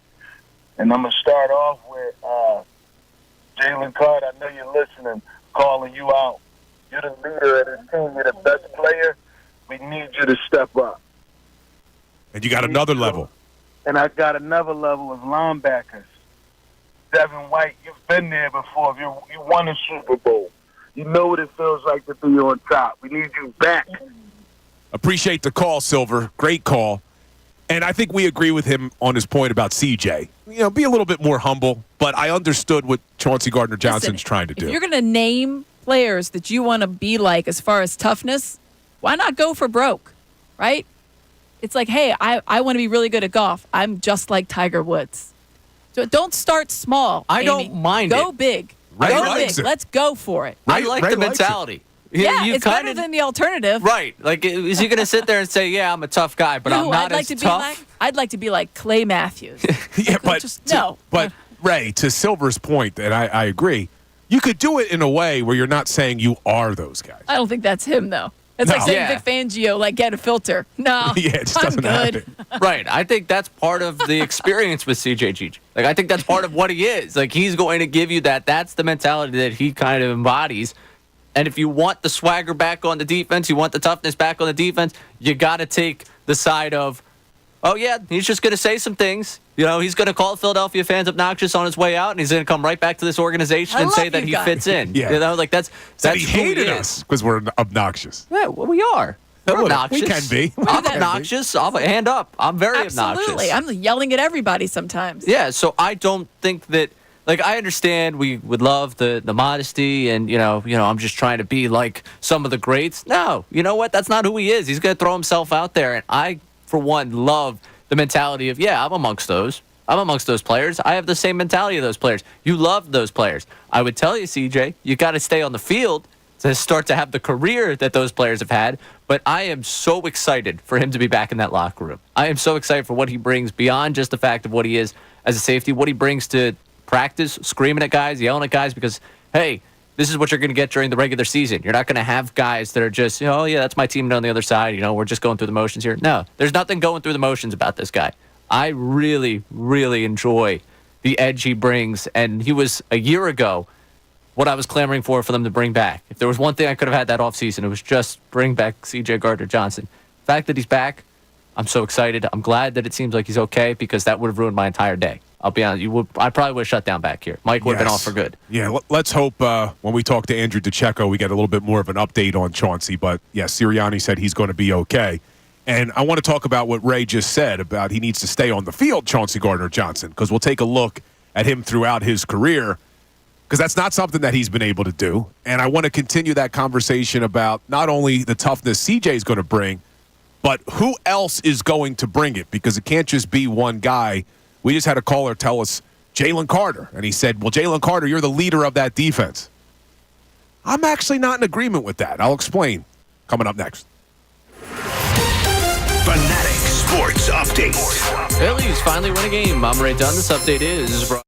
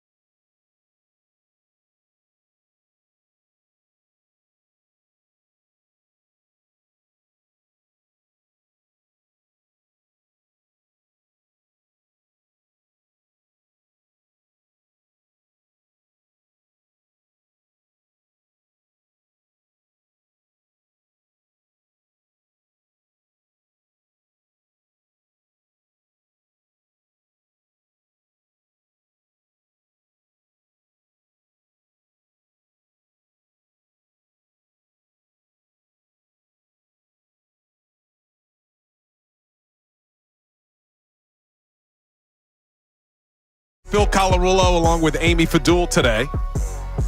Just keeping the seat warm.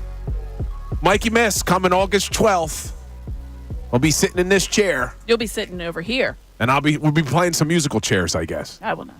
But yes, Mikey Miss coming back August 12th if you missed it. I don't know how you would have missed it because it's pretty much everywhere right now. It's not, it was, yeah. There's no way that you don't know about it. No, it's everywhere. So that'll be exciting. Excited to welcome him back and get a chance to work with him. But we're talking about the Eagles to start the show. But before we continue that conversation, Ray, big Phillies win last night. And I'm exaggerating a little because it is only one of 162, but for what this team had been going through, it was a big win. And we put up a Twitter poll, and I want to get an update on the results. What do we got on the Twitter poll, Ray? All right, at 975, The Fanatic, do you believe yesterday's Phillies win will bring their mojo back? 34% of people saying no, 66% of people saying yes. It's official, folks. Phillies They're are back. Philly, that's it. It is Ask no amazing what one game could do because Ray was here this weekend. I was here this weekend. Fans were panicking, Ray. Fans were panicking about this team. I'll be honest. Saturday night broke something inside of me. That happened. And It was unbelievable. Did you stay awake for it? Oh, yeah. Oh, yeah. I was unbelievable. watching with a group of people. And, what we do, you're kind of forced to give answers. People are turning to me. That sixth inning was the longest inning. I don't care what the actual longest inning in the history of baseball was. That was the longest inning that's ever been played. It never ended. At any level of baseball ever. It was terrible. People turn to me like, you got answers on this team? I'm like, you know what? I'm sick and tired of telling you. I'm sick and tired of saying this team's too talented. They're going to fight their way out of it. Literally yesterday, I came in here to do the Sunday show. I had the show sheet. I had things I wanted to get into to start the show. And I got rolling about the Phillies and just started kind of ranting about the fact that I'm sick and tired of doing the too talented conversation. And that was it for me. You at some point have to show the talent that you are. You at some point had to get yourself out of it. I understand we could keep talking. It's a long season, and they're going to be fine. I believe in their ability to do the end goal thing. I believe in their ability when it comes to October, what they have versus everybody else. But man, oh man, was I sick and tired of the refrain of this team's too talented. They're going to get themselves out of it. They had to start showing you something yesterday, and I'm so glad because at 3 o'clock I started moaning and complaining and talking that way, and at 4:10, Schwarber hit one out. And then the rest of the day followed the way it did. So I was very happy that they actually did show me something because when I got here yesterday, I was in a bad mood with this team. This team finally got me to the point where I had gotten over the edge and I was like, you know what? I'm not going to continue to look out for this team. This team has to look out for themselves. All right? You have to show me you're too talented to do it. I'm going to stop telling people that. Get excited! Are you excited now? Yeah, I'm excited. I think they started to show you who they are. Harper started to break out of what he's been. I know what Turner is. I would say Turner's stretch over this last couple weeks has been the more concerning of the Harper and Turner. I understand it's like the worst slump of Harper's career. I think he's still been making some solid contact. Turner has not looked necessarily himself, but I think they are starting to pull themselves out of this. It is an incredibly tough 3-game set they got coming starting tonight, though. So how does Ray Dunn answer that Twitter question? Did they get their mojo back after yesterday? Yes. I think you could kind of move out of Seattle and get to L.A. with the thought process of, okay, we saw things go right. Stott hit a home run. So Stott's starting to hit. Boom. First home run since the home run derby. Thank goodness we haven't fielded a single call saying he ruined his swing. I appreciate all of you for being measured on that one. Harper obviously has looked better. I think that this group, and Marsh right now, playing really well since he's been an everyday player. So I think this group is starting to find it. The bullpen also needed a day off like nobody's business yesterday, and Wheeler giving you 8 strong. When you're an ace, you're supposed to be the stopper. You're supposed to be the one that can kind of reset a bad stretch. Exactly what Wheeler did for you yesterday. I feel good about them moving forward now and just kind of getting that ugly stretch of baseball behind them. Amy, mojo back? Mojo's back. All right. One game, we're back in. Yeah, let's hope, because we're all going to be together here tomorrow on middays. Let's hope we're still saying that after tonight's first game in L.A., 10-10 first pitch. Aaron Nola on the mound against right-hander, I don't want to say his name wrong again. Glasnow. I'm going to be in Scotland saying Glasgow. So Glasnow. So we'll see how all that goes. But a right-hander, so you expect Marshall be in center. And we'll see how Austin Hayes can do against righties. Because if he does become the guy he was last year against righties, then they'll be just fine. So we'll keep monitoring that. But we're talking about the Eagles also and where the level of toughness is going to come from after Chauncey Gardner-Johnson talking about his toughness, Nick Sirianni talking about his toughness. But outside of him, who else is there? And we had a caller earlier say it's got to be Jalen Carter. Jalen Carter's the leader of this defense. And I said, I don't know if I agree with that. Although I agree that Jalen Carter's probably the best player on defense, or certainly has the potential to be the best player on defense, I don't necessarily know if he is a leader. And I go back to the 2022 National Championship game when he was on the Georgia Bulldogs. Jalen Carter was not a captain on that team. Nolan Smith was a captain on that team. And I'm not saying that Nolan Smith is a better player than Jalen Carter. I just don't think that Jalen Carter is necessarily a true leader or a true captain. Can he bring toughness? Absolutely. Chauncey Gardner-Johnson? Absolutely. But I don't look at either one of those guys as like captains or leaders of that defense, Amy. Yeah, it's interesting. He's certainly the most talented player to speak to what you're talking about. I don't know his style as far as how he was viewed at Georgia when those guys looked at him when they vote for captain. Maybe he just wasn't a vocal guy. Sometimes at that level, it tends to be those guys. Talent gets you noticed, and then if you're a guy that goes around kind of hyping people up, maybe that's one of the things. I don't know exactly how they do their captaincy at Georgia, if it's solely player voted like a lot of places, or if the coaches are involved as well. But I think that Jalen Carter is still always going to be viewed as a player that people expect a lot from, and therefore that in and of itself is a leadership type of role. Even if it's not a vocal role, even if it's not the guy that's going to be the one in the locker room kind of really pointing people out and calling them out like you expect from CJ Gardner-Johnson. But I think for Jalen Carter, his play needs to speak to that leadership level. It needs to speak to the expectations of I'm putting myself out there. I'm giving this kind of effort. I'm putting us, in this position, and now I demand that of everybody else. I think that's where Jalen Carter's kind of toughness, or whatever you want to call it, comes from or needs to come into play. But I don't know that people are going to view him. I mean, naturally the man's tough. I mean, look at him, for Pete's sake. Absolutely. I don't think there's anything about that. But is he the type of guy that get in someone else's face? I mean, and also, do you need him to be in his second year? No. Look, he's been here for one season. People do have to step up on the defense and be leaders, but and I think you have to play, because there's a guy who is a great leader on that defense. It's Nakobe Dean, but it doesn't sound like Nakobe Dean is going to play this season. And in fact, you know what, Ray? Why don't you play that as we talk about Nakobe Dean? Because we're asking the question, who's going to add toughness? And now we're getting into who's going to be the leader.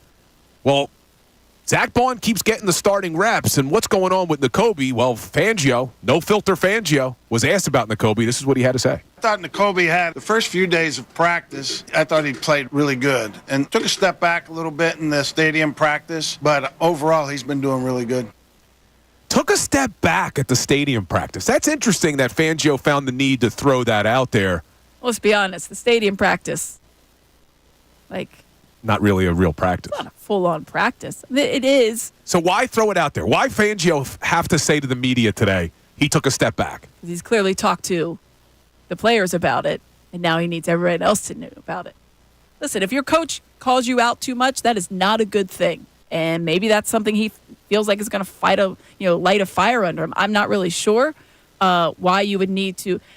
The stadium practices are for the fans. It's an opportunity for fans to come see the team at the link. Do they run a real practice? Yes. Is it full on? No. Anybody that's been to those can tell you that. It's not.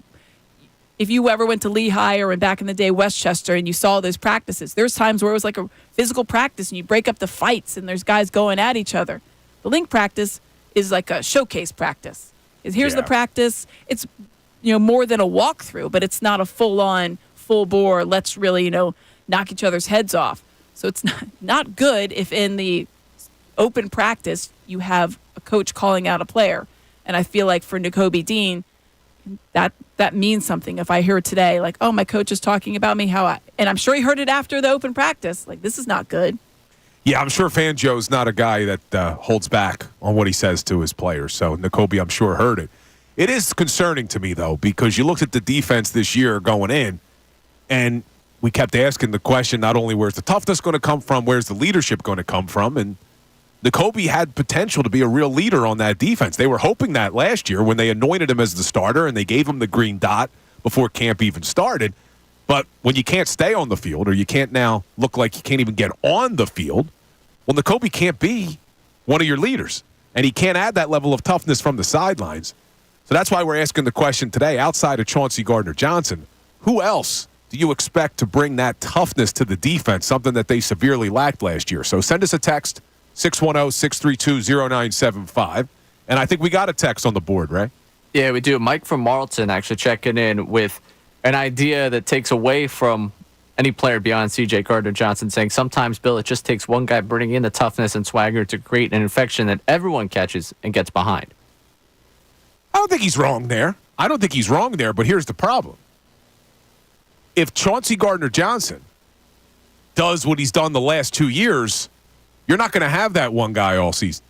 You're not going to have him for 17 games. In fact, Chauncey's never played 17 games in his entire career. The most he's ever played is his rookie season when he played 16. Last year, he played 3 regular season games. With the Eagles 2 years ago, 12. The year before that with the Saints, 12. And then the year before that with the Saints, 15, and then his rookie season, 16. So you look at the last 3 years, that's 27 regular season games over 3 years. We get on Avonte Maddox that Maddox can't stay healthy. Well, Chauncey hasn't been able to stay healthy. So if we can't rely on him for 17 games, and to the texter's point, well, maybe it's only one guy who needs to bring the toughness. You may not have that one guy if history tells us what we could expect from CJ. So who else can it be? I mean, you have other players that you can rely on, but when you're thinking about a guy that you need to step up in a giant way, it helps if they have, one, been healthy, and two, shown consistent play. CJGJ has shown that he can be that guy. He wasn't lighting the world up on fire last year either, though. He had some injury issues. He's had some, people have pointed out, he's played on a lot of different teams in a short time, which is hard to get consistent play when you're changing defenses and the uniforms as often as he has. But I think that the lack of toughness, I think we're grasping at straws is too strong, but we're trying to look for reasons for the decline and how to prevent something like that this year. I think number one is recognizing that you had a problem and trying to go out and fix it. I think they've done that aspect of it. The other thing is just having everybody on the same page and being able to rely on the guy next to you. I don't think they had that at times last year. I do hope that that's something that's, kind of coming together at this point of camp. Sorry. Thanks, Ray. I like that I look over as soon as I make Ray's going to get me on that one. But I feel like that's a nice out of context right there. Exactly. When you have this point of camp, you need to have that. We were talking about the guys being loose and having fun. All right, well, those things have to happen. The toughness aspect, should you be talking about having football players? You got to bring that extra edge. I would hope you have that anyway. But when things are going bad and you lack that, that's when it comes to rear its ugly head. Yeah, it certainly does. Last year, there was nothing that could stop that bleed. And we talked about this a little earlier, just simply having CJ last year wouldn't have changed what happened down the stretch. But it certainly helped to add a little bit of a swagger to the defense, but they lacked personnel across the board, and I don't think it was just one guy that was going to change that. But I'm going to go to the phones now because Joe from West Philly wants to get in on the CJ conversation. Joe, what's up, man? You're on the Fanatic. Hey, what's up, Bill, Amy? Right. Just listening, my feelings about CJ is that, man, he's a player, man. He played an awesome brand of football. He played his highest level of football here in his lowest. I mean, when he came here, remember he had the interceptions, the big hits. I mean, he was really putting on the show. I think he had a flash of that. Well, some of them great players when he's here, but unfortunately, he had the kidney laceration problem, and he got tripped up and was out of town. And how he made it right. So I think Philadelphia is a place where he felt comfortable. Yeah, I mean, he really did play an awesome brand of football. A lot of games he was out here, and I think it's a place that he feels that he's a leader at. He's been around most of these guys already, and I think that's why he's so comfortable. Coming back and stepping up like that. And I mean, he's been here. Yeah, I mean, we've seen him play it, high. Like you said, of course, no Ray Lewis and nothing like that. But he definitely played an awesome brand of football, when, for a lot of games he was here. And I think this is a place where he feels comfortable and he's spreading his wings. Appreciate the call, Joe. You're not wrong on that one. The fact that he's been here before, and he talked about that when he spoke to the media yesterday, too. He did talk about how, seeing all these guys again, it was good to get back with the camaraderie. And I think the Eagles would have loved to have brought him back last year, but he misread the market. His agent misread the market. They've pivoted. They ended up signing James Bradbury, which, man, if hindsight was any more 2020, what a mistake that was, giving JB the big deal and letting Chauncey walk. But who could have expected that? But to Joe's point, Amy, about the turnovers. Yeah, toughness is great. But, man, did this team really lack takeaways last year. They went from having 27 takeaways the year they go to the Super Bowl. That number dropped to 18 last year. That's a massive drop-off. 9 different turnovers. And, in fact, Fangio was asked about that today. He was asked about what's going on with the lack of turnovers in practice, because that's something that's been preached. Hey, more turnovers, but they haven't got them in practice. Listen to Fangio. Our quarterbacks, Jalen in particular, has been doing a good job of not putting the ball in harm's way to where we can get it, but it's something that we definitely do need to improve on.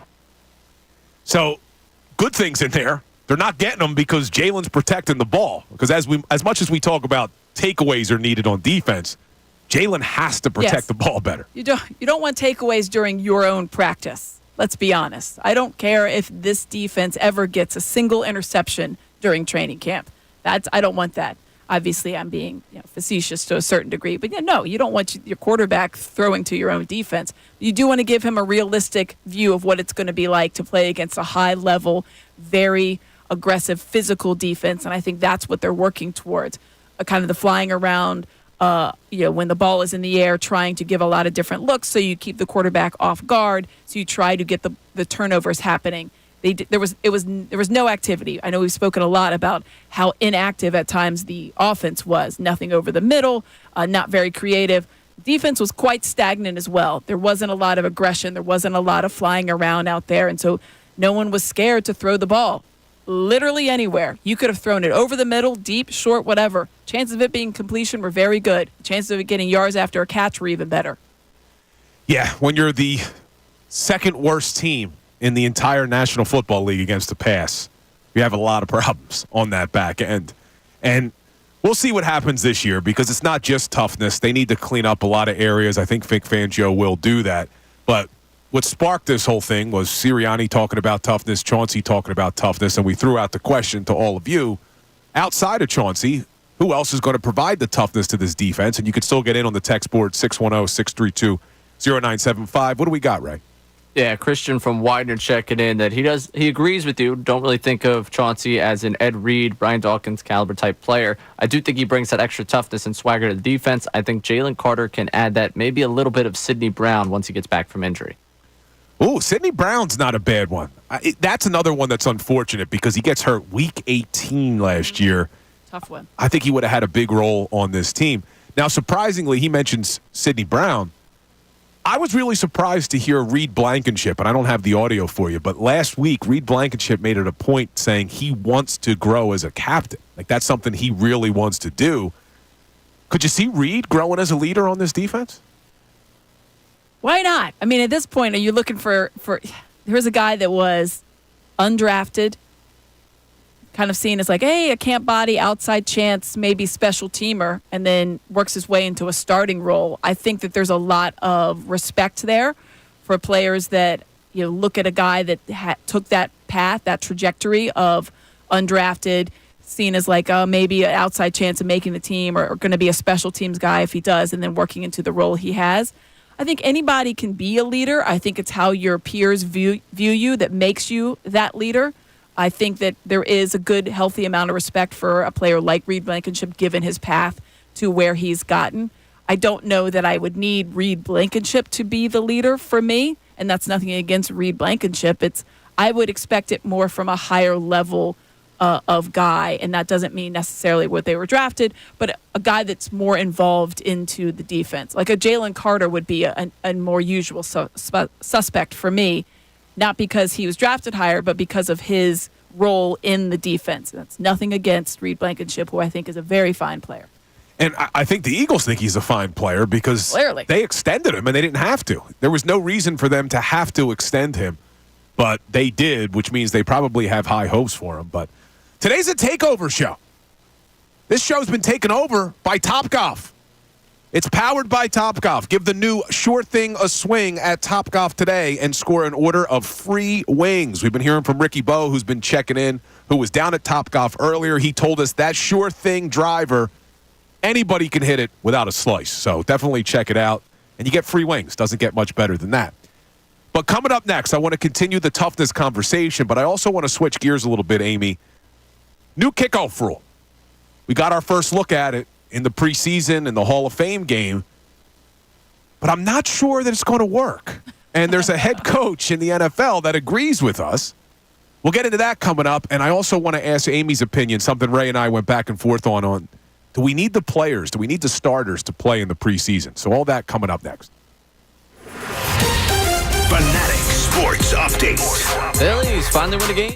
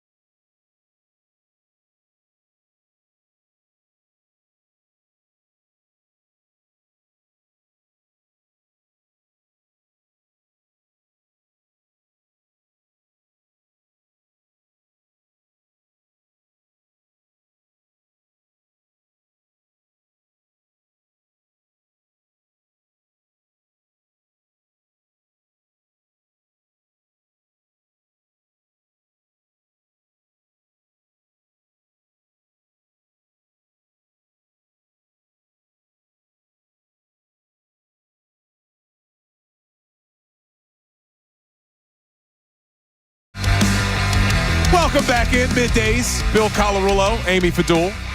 This 12 o'clock hour on the Fanatic is brought to you by Service First Heating and Air Conditioning. Get 0% financing for 72 months and a $500 rebate when you purchase a complete heating and cooling system from Service First. Learn more now at servicefirsthvac.com. Amy, the new kickoff rule. Let's talk about it. Did you get a chance to watch the Hall of Fame game? I watched part of it. So it looks weird as hell. Yeah, that's the thing. It was one of those that you knew it was going to look different, and then you saw it and you went, huh. It's very XFL vibes for me. It does have XFL vibes, and we're going to have to get used to it. And I said, I'm actually okay with it, even though a lot of people, including myself, don't like change. I like that it's going to bring in more returns back to the game, because last year, the kickoff was basically a ceremonial play. It was, if the kicker wanted to put it through the end zone, they could do it every single time. You hardly had any returns. But here's the problem why I'm not sure it's going to work. And Sean Payton, say what you will about Sean Payton. We'll see what happens with him in Denver now that he's no longer has Russell Wilson's contract. But the original proposal, Amy, for this kickoff was if the ball went into the end zone, no longer would the touchback be at the 25. The original proposal was the 35 or the 40 to really prevent teams from doing that. Well, they kind of met in the middle and said, all right, we'll put the ball at the 30. So Sean Payton, and this is probably what most coaches are saying, and this is a quote from Sean Payton, if the analytics tell me that the average drive, start, or average return is past the 30, well, what do you think is going to start happening? Touchbacks. We're going to go right back to where we were, and that's the last thing we want. And he basically goes on to say they should have it at least at the 35 to punish teams a little bit more, because that's what's going to happen. If the Eagles have a great kick returner, why take any chances? Just put it in the end zone and get it to 30. I think there's going to be scenarios where it'll work because it's based on who you're kicking to and also the status of the game, to be honest. But really, it's more about who you're kicking to. Like you said, if Deshaun Jackson's back there, I don't care if you gave him at the 40. You still weren't going to kick to him. You would just go ahead and take your chances with being at the 35-yard line and call it a day, because that guy could break. Devin Hester, things like that. I don't know that you have those type of. You don't have those type of players across the league as much anymore. I think they're just trying to do what they can. They want to take out some of the inherent dangers of the kickoff, because it is crazy when you think about there's people standing stock still.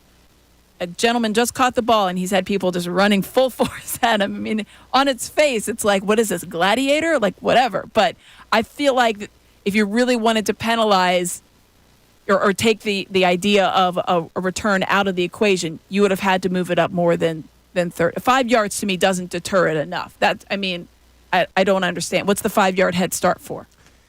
Yeah, it's going to be interesting. I was really hoping that it was going to be something that teams could bring back to the game, because I don't know if you caught any of the Hall of Fame ceremony this past weekend, but one of the guys who got inducted was Devin Hester. One of the best returners, if not the best returner we've ever seen, returned to kickoff for a touchdown in the Super Bowl. The way the rule was last year, you'd never see that again. And I was hoping that this new rule change was going to bring it there. And you look at the Eagles, they got a lot of guys on this team that have return potential. And Brandon Lee Gouton from Bleeding Green Nation, he tweeted out today during practice, the kick return pairings for the Eagles. This one surprised me a little bit. First team was Kenny Gainwell and Isaiah Rodgers back there. Second team, Will Shipley and John Ross. Third team, Britton Covey and Anais Smith. How about Kenny G? I think a lot of people are high on him going into this season, and fans are going to lose their mind. High on him to be what? So they're running back. People yes. Stop it. Stop. And Amy, when Andrew DiCecco joins us, we're going to ask him about this. And me and Ray talked about it on Friday. I think Kenny Gainwell is going to get a lot of playing time this year, and fans are going to lose their mind. I don't want Kenny Gainwell. I'm sure you're a nice fella. I don't want any more Kenny Gainwell as a running back than I need to have. It's Saquon Barkley. The Eagles just can't get out of their own way sometimes. You have a bell cow. You have a number one running back. Don't mess it up. Just use him. Don't try to get all gadgety or creative. Just use him. We also heard that last year. It was like, ooh, Boston Scott. Ooh, you never even saw Boston Scott. You never even got on the field. So just stop. But if you look at Kellen Moore and his history as an offensive coordinator, and you go back to Dallas. Yeah, but they had 2 1 and 1A. True. Kenny Gainwell isn't in the same conversation as Saquon He Barkley. had Zeke and Tony Pollard. Yes. But I'm telling you, and I can't wait. DiCecco's going to join us at some point in the 1 o'clock hour. He's going to tell you that Kenny Gainwell is going to be a part of this offense. I'm sure he is. I'm just telling the Eagles to stop it. Right. You and I talked about this last week. Amy's one of the people we were talking about. I'm letting Amy cook on this one. Yeah. Stop it. We knew this was going to happen. Don't overthink it. Saquon Barkley is the running back. This is not hard. What are we doing? What are we doing? Look at me. I know what's going to happen. I know what's going to happen. They're going to use him quite a bit early on. We're going to get 1,000 different justifications for it. I've already wrapped my mind around that reality, which is why I'm not having the reaction that you're having right now to it, because I'm just, all right, if there's a hill I'm going to die on, it's not the Kenny Gainwell playing time. It's going to be probably something on the other side of the football. This is not the hill that I'm going to, set up camp and say, no Kenny Gainwell, because I know what they're going to. I already saw Nick Sirianni in the Kenneth Gainwell Eagles football shirt. He loves him. They love him. This is our backup catcher conversation, right? But here's what's interesting. We're talking about no Kenny Gainwell because of Saquon. I also wouldn't be surprised if Will Shipley gets some burn this year. Because we've heard Sirianni spoke yesterday. He compared Will Shipley, the rookie, to Danny Woodhead. Why? Remember Danny Woodhead? And Why would we do that? That is not a compliment, by the way. If I'm Will Shipley, you're angry? Danny Woodhead? Danny Woodhead had some good seasons. Yeah, it's bad for us because now Danny Woodhead. If the offense at all has any problems. Danny Woodhead had good seasons because he was with the Patriots. Stop right there. True. Full stop. I probably could have had a good season with the Patriots. But listen to this. All right, Connor. All right. CBS. Breathe a little bit over there. Don't insult me with that. We'll start calling you CJGJ then. CBS Sports put out an article that says the 2024 NFL training camp ranking 9 rookie standouts, right? They have coming in at number 6 potential rookie standout. Eagles running back Will Shipley. It says Philadelphia spent big money on Saquon Barkley in free agency, but that hasn't stopped Shipley from squeezing his way into the first-team rotation, especially as a pass-catching option out of the backfield. The Clemson product already looks like a safe bet to challenge Kenny Gainwell's change of pace spot. Great. So you can go ahead and put Will Shipley in there, a rookie, into an offense that's aiming for the Super Bowl. Stop it. Why'd you have to say Danny Woodhead? Because now we're going to get the conversation. I didn't say it. I know you didn't say Danny Woodhead. Nick Sirianni said it. Gross. He just compared him to Danny Woodhead. And I'm just sitting there like, oh my goodness. If anything happens with this offense, we're going to get the thought process of, oh, well, don't worry. They got Danny Woodhead just waiting in the wings. They should use Shipley more. I can't have that be something that comes out of this season. It's going to come out. I know. People are going to. Well, we talk about Johnny Wilson being a training camp darling. Just wait until Friday night when Will Shipley balls out in the preseason game, because he's going to. You know he's going to make one big play over these 3 games. He makes a couple guys miss. He might have a house call for like 35 yards, and that's going to be it for the rest of the season. Oh, you remember that? He showed you something. We got to get more of him. Please, begging you. It is definitely going to happen. Let it happen. But look, as much as I'm in agreement with Amy that Saquon is your bell cow back, you're still going to. He can't play every down. He can't be on the field for every single snap. So there is going to have to be another running back that contributes to this team. And just don't rule out the Kenny Gainwell getting some playing time and getting some touches this year. Yeah. I'm fine with him getting some playing time as far as like relieving Saquon Barkley. This is not a 1-on-1. This is not Tony Pollard and Ezekiel Elliott. Not. Well, I think, Saquon's better than Zeke was, and Tony Pollard is better than Gainwell was. Yeah. You know what I'm saying. Currently, they're both alive. We're going on the Kenny Gainwell victory tour is what I'm hearing. But coming up, I do want to get into whether or not we want to see some of these starters in the preseason, because I have strong opinions about that. They were talking about it on the morning show this morning. I want to get Amy's opinion on that. But coming up right now, our Summer Games update from Westwood One. Westwood One Sports presents this special update on the 2024 Summer Games, sponsored by Westin Hotels and Resorts. Find Will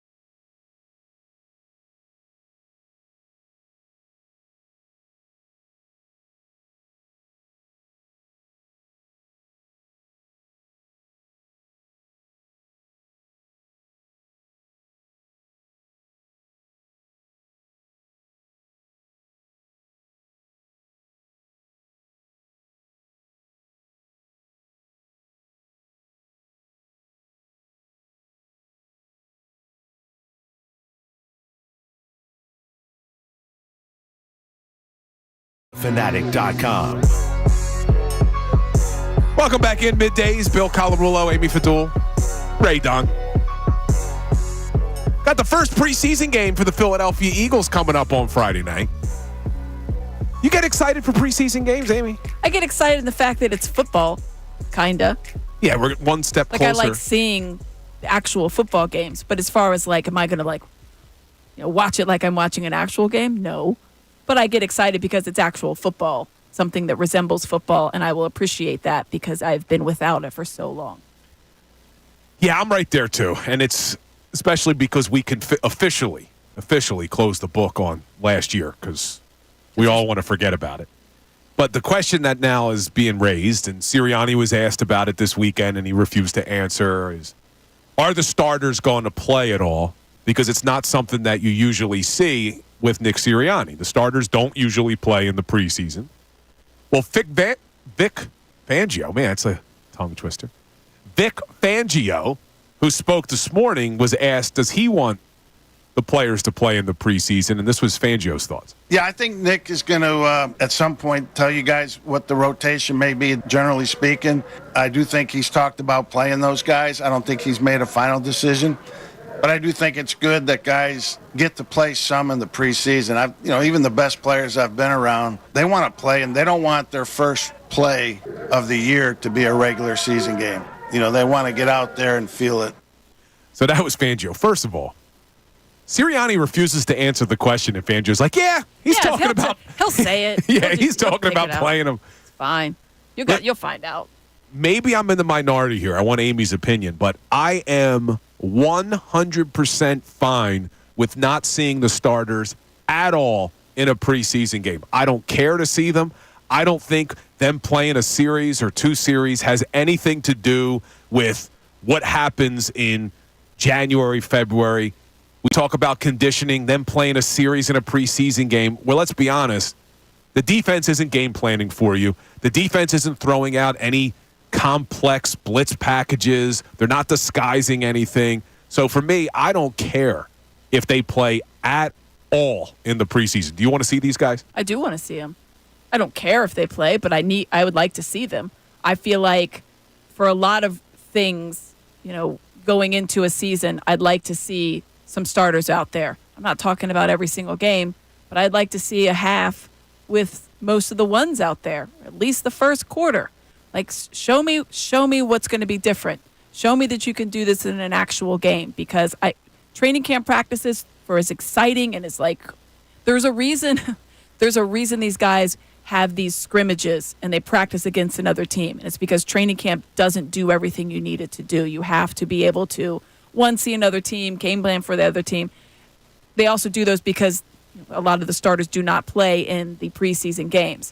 We're not having a lot of those this year, so I'm going to go ahead and need to see some of these starters to play. And I think there's a lot of guys that I think are going to want to get on the field so they can show what they've been doing in training camp, that it's going to be a realistic expectation for them to either be A, a starter, or B, a major contributor in whatever their position is. Guys that are on the bubble, guys that you're thinking about, how are they going to be able to, I'm going to need to see that guy. I'd like to see them in the preseason. And I'm okay with that. Look, the guys who are fighting for either a roster spot or a position battle, but when I'm talking about Jalen Hurts, Saquon Barkley, Jordan Mailata, Landon Dickerson, all Lane across Johnson, the board. Put them in. I don't need to see them. I don't need to see them at all. You don't want to see Cam Jurgens under center? I don't have to see it. I don't have to see it, because here's the thing for me. First of all, you look at the 3 seasons that Nick Sirianni's been the head coach of this football team, where they haven't really played their starters in the preseason. They have the best record in the month of September in the entire National Football League. They have the best record in the months of September and October in the National Football League. And I think a lot of what you saw last season after the 10-1 start didn't have anything to do with whether or not they played in the preseason. And I keep having visions of, remember Sammy Sleeves? Remember Sam Bradford? That game where he dominated in the preseason. I think it was he won the Super Bowl in that preseason. 11 of 11. Wow, this team's firing on all cylinders. They click. This is going to be a great season. That team was terrible. I just don't think that you learn a lot going up against a vanilla defense that's not game planning for your team. And I don't think the risk rewards there. The risk of injury to me is too big and you're not getting enough out of it to justify it, in my opinion. Right? Where are you on this? Oh yeah, I'm cool. Well, I'll see you guys when it comes to the season. Like the Hurt, I might be able to draft up a list. Maybe by the end of the show, I'll have the list of guys I don't need to see. But Hurts, AJ Brown, Devontae Smith, certainly not Goddard.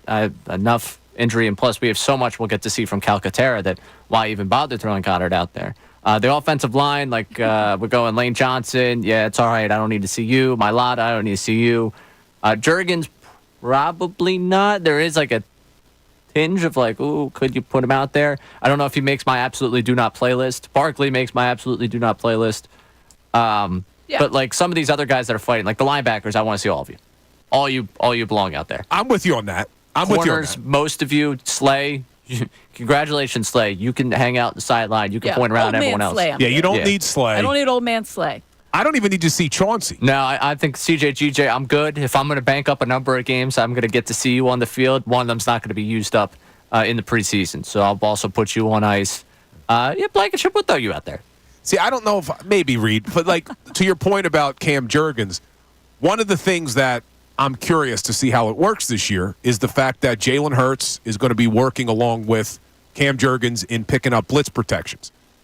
Jason Kelce did it by himself last season, and we've heard Hurts talk about it. It's something he wanted to do, and him and Cam Juergens are going to have to be in a lot of communication with those blitz protections. And I've heard that, especially on the morning show this morning, as part of the reason why Andrew and Connor want to see Jalen play in the preseason. But you're not going to see blitzes.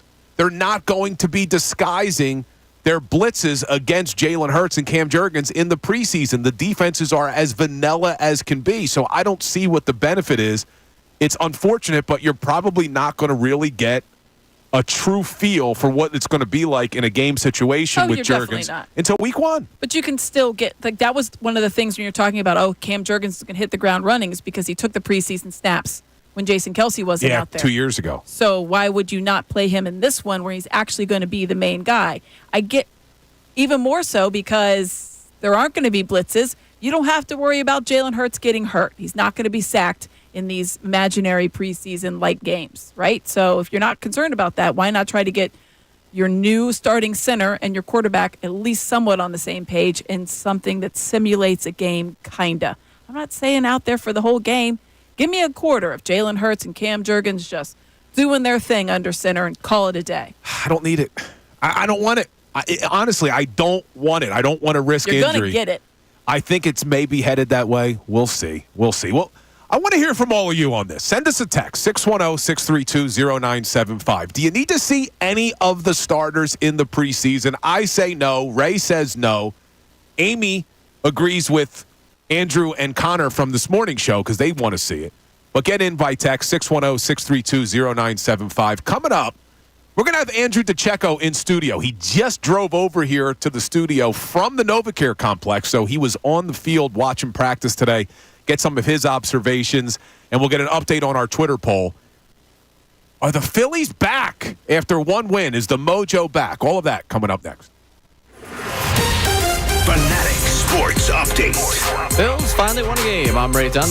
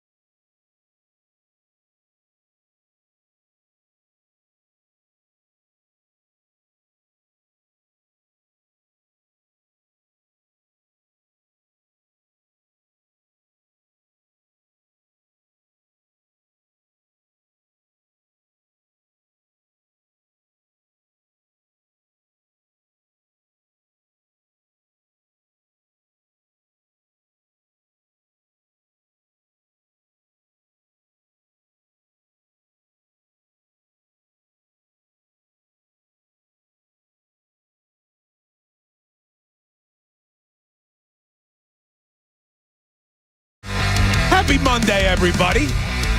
Phil Colarulo, Amy Fadul on middays. I literally forgot it was Monday until you said that. Yes, it's Monday, and the reason it's a happy Monday, Amy, is because the Phillies won last night. That's right. First time in a week. 6 straight losses, Ray. But that's why we started the show way back at the 10 o'clock hour, asking the question, did one win, did one of 162 bring the mojo back for this Phillies team? Ray, got an update on that Twitter poll? Yes. Do you believe yesterday's Phillies win will bring their mojo back? 33% of people saying no. 67% saying yes. Slowly climbing up. It was 65, then 60. I mean, I can only vote once, but I definitely voted in it. It is crazy, though, that the same fans who were ready to hit the panic button 2 days ago, all you need is 4 home runs. That's it. That's all you need. An 8-inning outing from Zach Wheeler. We're not a tough fan base to figure out, okay? Give us joy and we will be with you. Take our joy away and we are against you. That's simple as that. That's all you need. We're easy. Give us joy. So before we switch things back to the Eagles, who are back on the practice field today, Ray, you said we got a good, funny text about the Phillies? Yeah, Terrell checked in and saying, I'm glad my boy Ray is in a better mood. I thought Ray was going to cry yesterday on air with Sil. If it wasn't for her buying that expensive toast, I think he would have cried. I like Ray. Phil's need to play better for him. In the end, we will be fine. That's good. You were on the air. Terrell. Yeah, I was a little upset that you were on with Sil because Sil was my producer on weekends, and then I thought she wasn't doing weekends anymore. And then I turned on the radio yesterday, and I hear Silvana's voice with Ray Dunn. Yeah, she was upset that she was on with me, too, so it's okay. All right, now I feel better now. I feel better. You know what else makes me feel better? You know who's in studio with us right now? I do. My man does a great job covering the Eagles for us here at 97.5 The Fanatic and Inside the Birds. Andrew DiCecco. What's going on, Andrew? Bill, Amy, great to be with you guys. And I'll tell you, when they talk about the dog days of summer, they're talking about exactly days like this. You know, walking in there today to the NovaCare complex, you just got the sense that I said to one of my colleagues, I feel like today there's going to be a scrap or two. It didn't happen, but it certainly felt coming. Like it feels like the intensity is definitely ratcheting up. The heat ratchets up. I feel like the guy, and you've seen enough of them now. This is usually the part where these guys just want to see another jersey. They don't care what jersey it is as long as it's not an Eagles jersey. Obviously, it's coming up on Friday, but you're right. I feel like a couple of days before those preseason games, they've seen enough of each other. We're kind of all done. Absolutely. And even yesterday when it was a yellow practice, that's what they categorized it. It was more of a moderate. They're not even wearing pads. You started to see guys getting after it, especially the safeties and linebackers thudding some of these offensive players. And, you know, you got the sense that today there could have been some fireworks, but it wasn't to be. You mentioned linebackers. Let's start there because Fangio spoke before practice today. And a little surprised to hear him say that in today's NFL, you can't have a good defense without strong interior linebacker play. And that seems to go against the philosophy of Howie Roseman and the Philadelphia Eagles. And he also talked about Nakobe Dean, and Dean didn't have a strong open practice. What's your take on the whole linebacker situation right now with the Eagles? Well, it says a lot that Zack Baun, who is relatively new to the position, guys, has been their most consistent linebacker throughout camp. Devin White's had moments. I thought he had he struggled in open practice, to be honest with you. He was a tick slow in recovering over the middle to the tight ends, and I just thought that kind of bled over into practice yesterday as well. Nakobe Dean is a player who is a lot better going downhill and attacking, but when you're putting him in coverage, offenses tend to put him in a bind, especially guarding guys like Kenny Gainwell and Will Shipley out there. Mm-hmm. And Grant Calcaterra is actually giving him a pretty hard time as well. So when you look at the linebacker situation, you see all the constant shuffling this late into training camp, guys, that leads me to believe that they're not happy with their linebacker situation. It's interesting because Zack Baun's a guy who's been constantly mentioned. To the surprise, I think, of a lot of people. The very first press conference that Fangio ever held, Zack Baun is the first name that he mentioned. There are a lot of people that Googled him after that, Andrew, because they did not know who he was or what he meant to as far as this roster. And it's not like Baun was lighting it up at previous stops. This particular position isn't his natural. This is not where he's usually played. Does that say a lot more about Baun or about their linebacking core as a whole? I think it could be philosophical, Amy, in that I'm seeing a lot of the linebackers blitzing, and you're seeing like sim pressure. So the linebackers are blitzing and they're dropping an overhang player, which is interesting, but it also leaves you vulnerable because those overhang players aren't equipped to cover. But Zack Baun, having that edge rusher background, I feel like can really play into what Vic Fangio wants to do. He's a highly intelligent player. He seems to have grasped the defense pretty quickly. But is he a difference maker at that position? I think it's too early to say. I don't. Evidence would show you that he's probably not. The question I have is what becomes of Nakobe Dean, because I think Zack Baun has done enough to kind of fend him off in that competition. Nakobe has struggled moving laterally, covering running backs and tight ends. So you're going to have to see how if that correlates to in the preseason. But I have to think that Jeremiah Trotter, we haven't even talked about him, the rookie linebacker. He saw a lot of first-team reps yesterday, and he looked pretty good as well. But he's a rookie. Right. You don't You're know how not entrusting him with that. you don't know how they're going to acquit themselves when in game situations. So I think that throwing so many different things at the wall leaves you wondering what that linebacker situation is going to look like come September. Yeah. Andrew DiCecco in studio with us, came right over from the NovaCare complex. You were down there. We only saw tweets.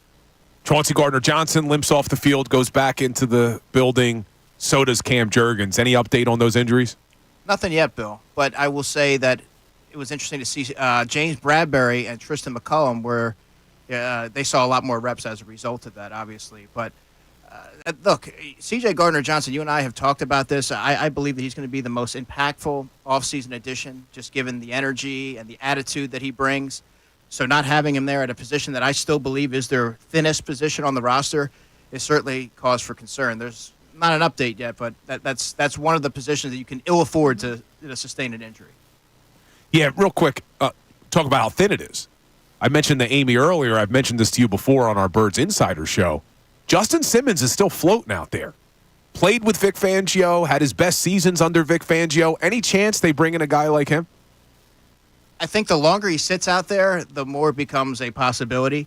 But at this stage of his career, Justin Simmons is going to want to start. Right. They really like Reed Blankenship. They extended him earlier than they had to. CJ obviously is someone who's going to be a centerpiece of that back end.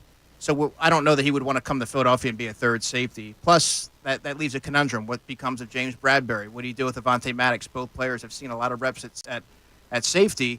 So I just don't know that he would want to come here and assume a Corey Graham-like role from looking at the 2017 Eagles. But the longer you sit out there, if the Eagles are willing to pay him, I'm sure he'd be willing to come over here and take on a role. Yeah, I think you mentioned earlier, Bill, he's waiting for an actual injury to go down, and then his price will be met because then he'll really be needed. What do you think about, and the safety conversation comes up, that's where potentially you could see, if it's not this year, eventually Cooper DeJean. Here's a guy who's missed a lot of time during training camp, trying to make that transition from college to the pros. He's missed some important ones. Now, granted, he was there for the rookie mini camp and the OTAs and the other mini camp. How much does that affect him going forward as far as being a viable player in this defense? Great question. Actually, I saw Cooper DeJean working on a side field before practice with Sidney Brown and Mekhi Garner. So it's Speaking good to of see guys coming back from injury. All right, so it's good to see him kind of getting his feet wet and going through some warm up type of drills. But to go behind the eight ball like that when you're missing a critical 3 weeks where a lot's being thrown at you, you're seeing guys like Quinyon Mitchell be able to respond to that. But Quinyon's sort of been filling in at nickel and has shown well.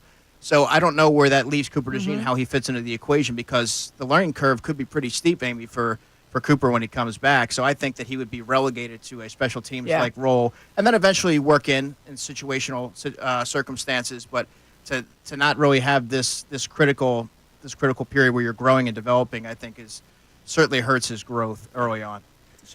Yeah, how about this, Andrew? I don't know if you saw this. I'm seeing a video on Twitter. This may be the biggest breaking news coming out of practice today that we've seen in quite some time down at training camp. You got Jalen Hurts. Oh, I was standing right there. Yeah, Jalen Hurts, Big Dom, and Nick Sirianni. Yes, so there's a video. Jalen Hurts cart. is riding Big Dom's golf cart with a big smile on his face, and sitting next to him in the passenger seat with a big smile, Nick Sirianni. Wait a second. I thought these guys hated each other, Andrew.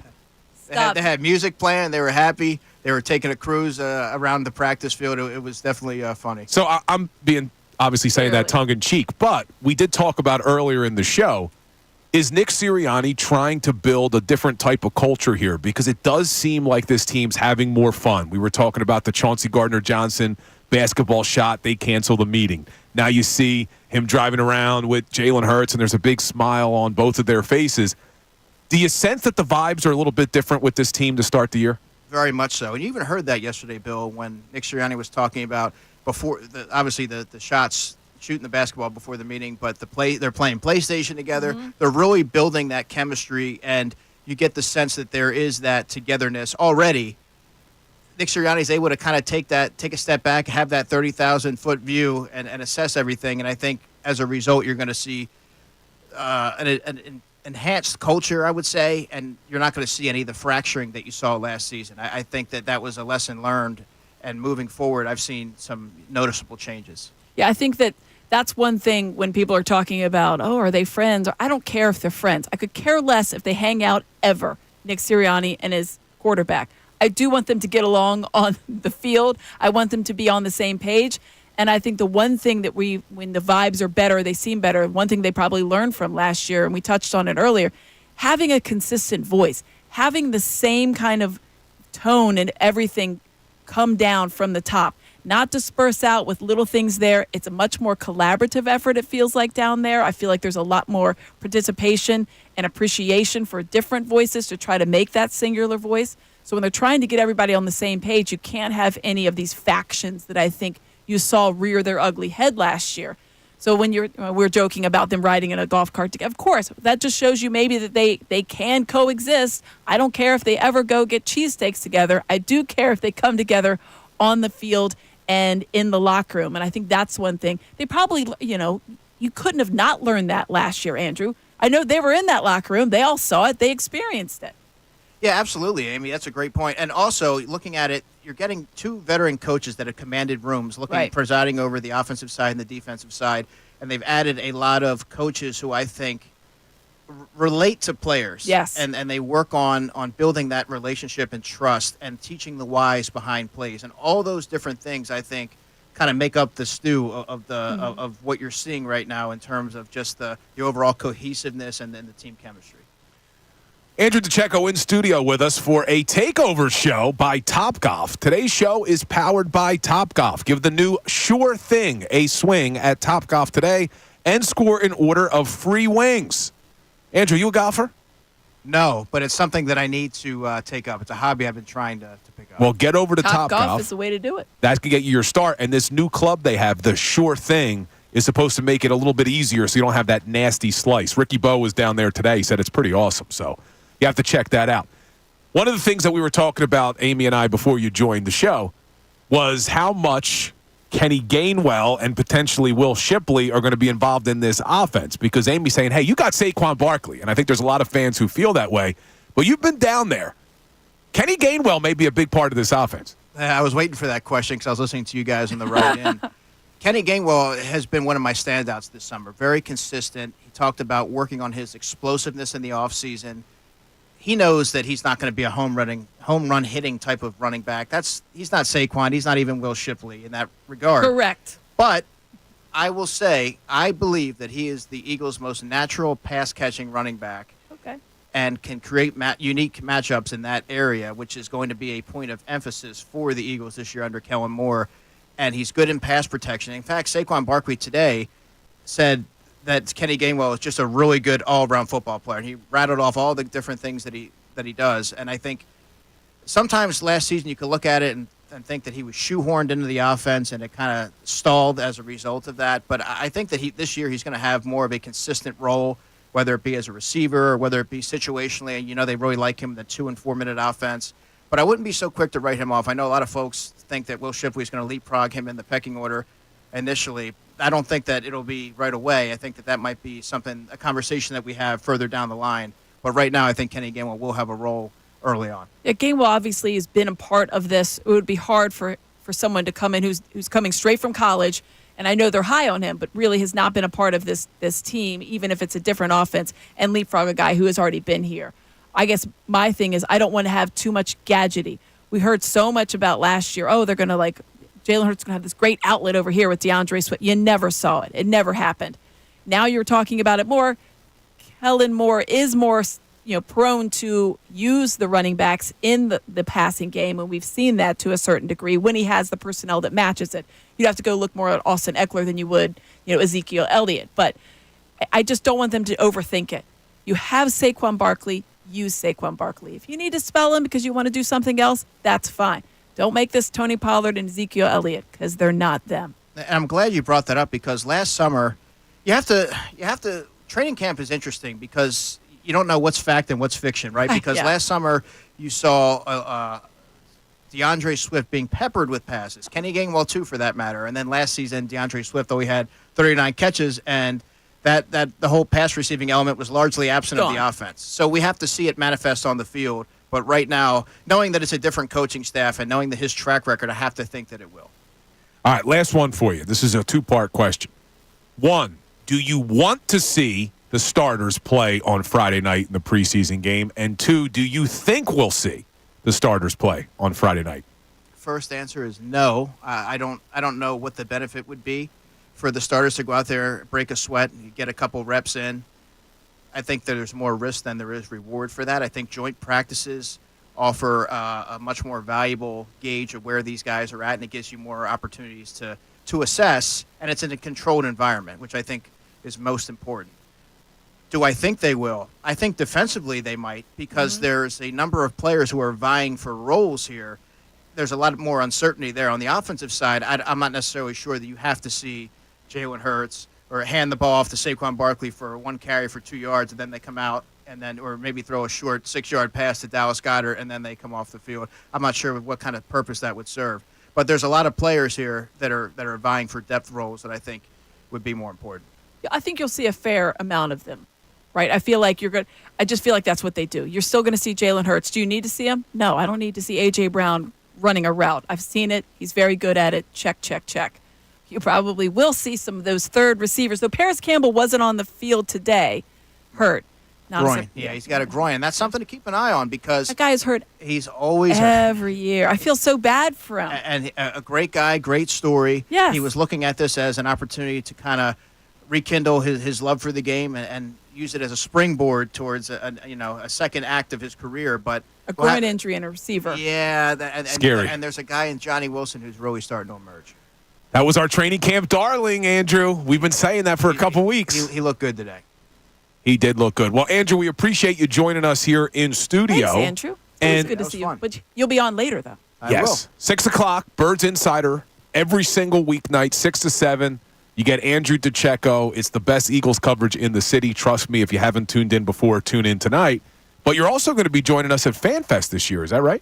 That is correct. I'm very much looking forward to it. My first FanFest, your first FanFest. Well, listeners, if you want to go to FanFest, the 97.5 The Fanatic FanFest 2024 with FanDuel, Saturday, September 28th at Xfinity Live. You can get your tickets during our next online ticket rate.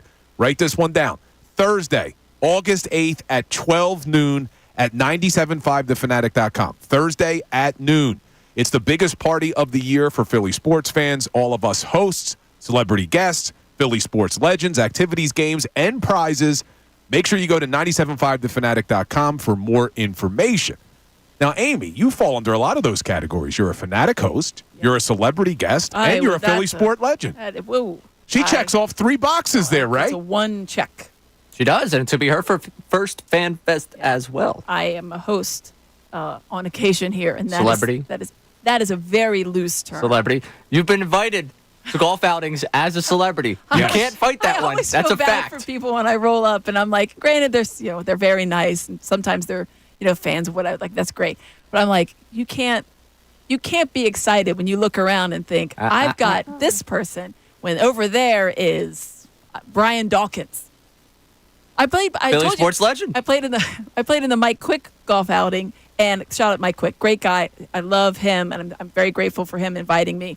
And luckily I got paired with some Sixers fans, so we talked Sixers and whatever else.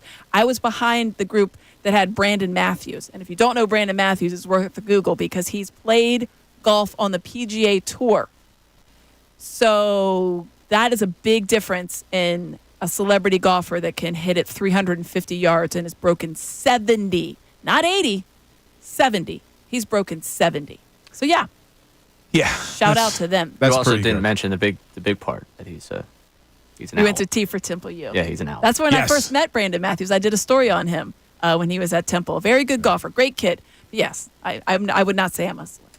Yeah, his wife's a part of my friend's podcast. They do a golf podcast. His wife's also local. But coming up, I want to talk more about the Phillies because tonight, 10-10, LA Dodgers. I want to get Ray and Amy's opinion on what they think is going to unfold over the next 3 games on a pretty big series for our Philadelphia Phillies. That coming up next. Fanatic Sports Update.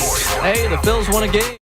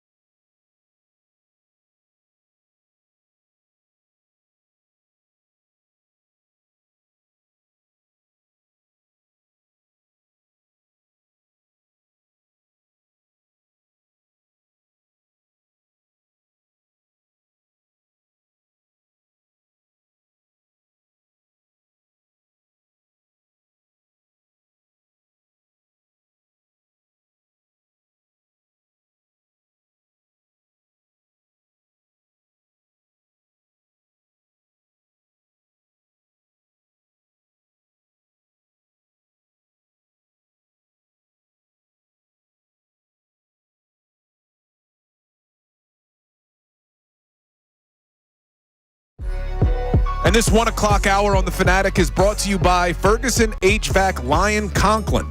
Attention HVAC contractors for equipment, parts, and supplies for every heating and cooling job. Visit one of Ferguson's counter locations in Bensalem, King of Prussia, Pennsauken, or Westchester. Eagles were back on the practice field today, and before they were even starting their practice, me, Amy, and Ray today were talking about, well, who's going to be adding toughness to that defense? And then that conversation went into, well, who are going to be the leaders on that defense? And Amy brought up Devin White, which is a good one. He's a captain on a Super Bowl team back in 2020. But for whatever reason, things didn't go well the last couple seasons in Tampa. He ends up here on a one-year deal.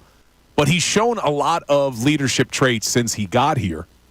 And we just got some of the cuts from his press conference because he spoke after practice today. And I don't know if he's spending too much time with Jalen Hurts and Nick Sirianni, but he's starting to talk like them. Listen to Devin White. It's just football at the end of the day, man. You take it and you just got to keep getting better. I think that's the mindset that you got to have. Like, hey, I was picked high, but I got a job to do. I love football. I've been playing it. It was a reason why I was picked this high. Just continue to flourish, you know. I feel like when you get back in the NFL, you know, you just a seed being planted again, and you got to water yourself every day to grow. And, I mean, that's how I feel coming here. It's a new environment, new coaching staff, new defense, and I'm a seed again, you know, and I just been getting watered by everybody, just pouring in and making the days count. He's a seed. We're back to the plant talk. He's a seed getting watered by everybody. And that's not the first time. Devin White said something else at his other press conference. I'm trying to remember what it was, but we know the group chat. Yeah, the group chat. The there accountability group chat. Accountability. And he said he sent them a picture of an empty glass and said, let's put water in it every single day. The man's always going to be hydrated. He's talking about water nonstop since he's gotten here. I appreciate that. It's hot out today. I'd be talking about water too. But listen, we're joking around. He is starting to sound like a leader, though. He does sound like he's a guy who can be a leader on this defense because with the retirement of Fletcher Cox, with Brandon Graham being in his final season and only playing 30% of the snaps this year probably, we need somebody to step up and lead this defense, and it sounds like Devin White is going to accept that challenge. He says he's going to be a 4-down linebacker. He's been a 4-down linebacker before, so let's go for it. I mean, he's a guy that's been there. And I think there was 4 downs. Well, they usually say 3 down. He'll play the fourth if he wants to. Why not? I guess, but on the 4th down, that's what he said. Special teams. This guy, special talents. brother. I feel like the fact that he says things like I'm a 4-down linebacker and that I'm planting my seeds and I'm sending empty glasses. One, when he and Vic Fangio, don't put them on the same day. Spread it out for us, okay? Because I love these sound bites and I need them, but I can't have them all at the same day. So I need him to go on an opposite day of Vic Fangio. Can you imagine Devin White and Nick Sirianni sitting in the same room talking about this season? Man, we got to do this. Man, we got to do that. We got the hype and the motivation in that room. Out of control. Must be unbelievable. You think when ever Devin White got a chance to talk with Howie and they're working out this contract, Howie just listened to Devin White speak and he's like, well, okay, there we go. Done. That's a Sirianni guy if I've ever heard one. Congratulations. Here's your role leading the defense. Here you go. Yeah, that's probably how it went. You're not kidding. But look, we needed somebody to step up. And Devin White, the fact that he's saying the right things, it's a start. And we didn't really get to it, but I'm going to have you play it. Sirianni, when he spoke yesterday, and I think he says a lot of dumb things, putting it mildly, but this may have been the best thing Sirianni's ever said. Can you play Sirianni 4 from yesterday? My experience with practice is it's never as good as you think and it's never as bad as you think. Hey, the offense had a really good day. It's never as good as you think. There's mistakes that were made. Hey, the defense had a really good day. It's never as good as you think, and vice versa for both sides. And so we're not tackling out. There's plays out there that I'm like, well, that was a tackle. Arm tackles that get through, they're not tackling the quarterback, so the rush is different at times. So you can't get caught up on, hey, this is what this looked like. You just got to fix the mistakes that happen. So I didn't think, again, like I said, it's never as good, it's never as bad as you think, and I thought there was some good back and forth in that scrimmage that we have because, again, when the quarterback's not live, when they're not pushing up in the pocket, when the defensive tackles aren't throwing to the side and then getting a tackle on, there's plays on the offense that appear that they're probably bigger than what they are. Now, do we have things to clean up on both sides of the ball on defense? Yeah, but that's on both sides of the ball.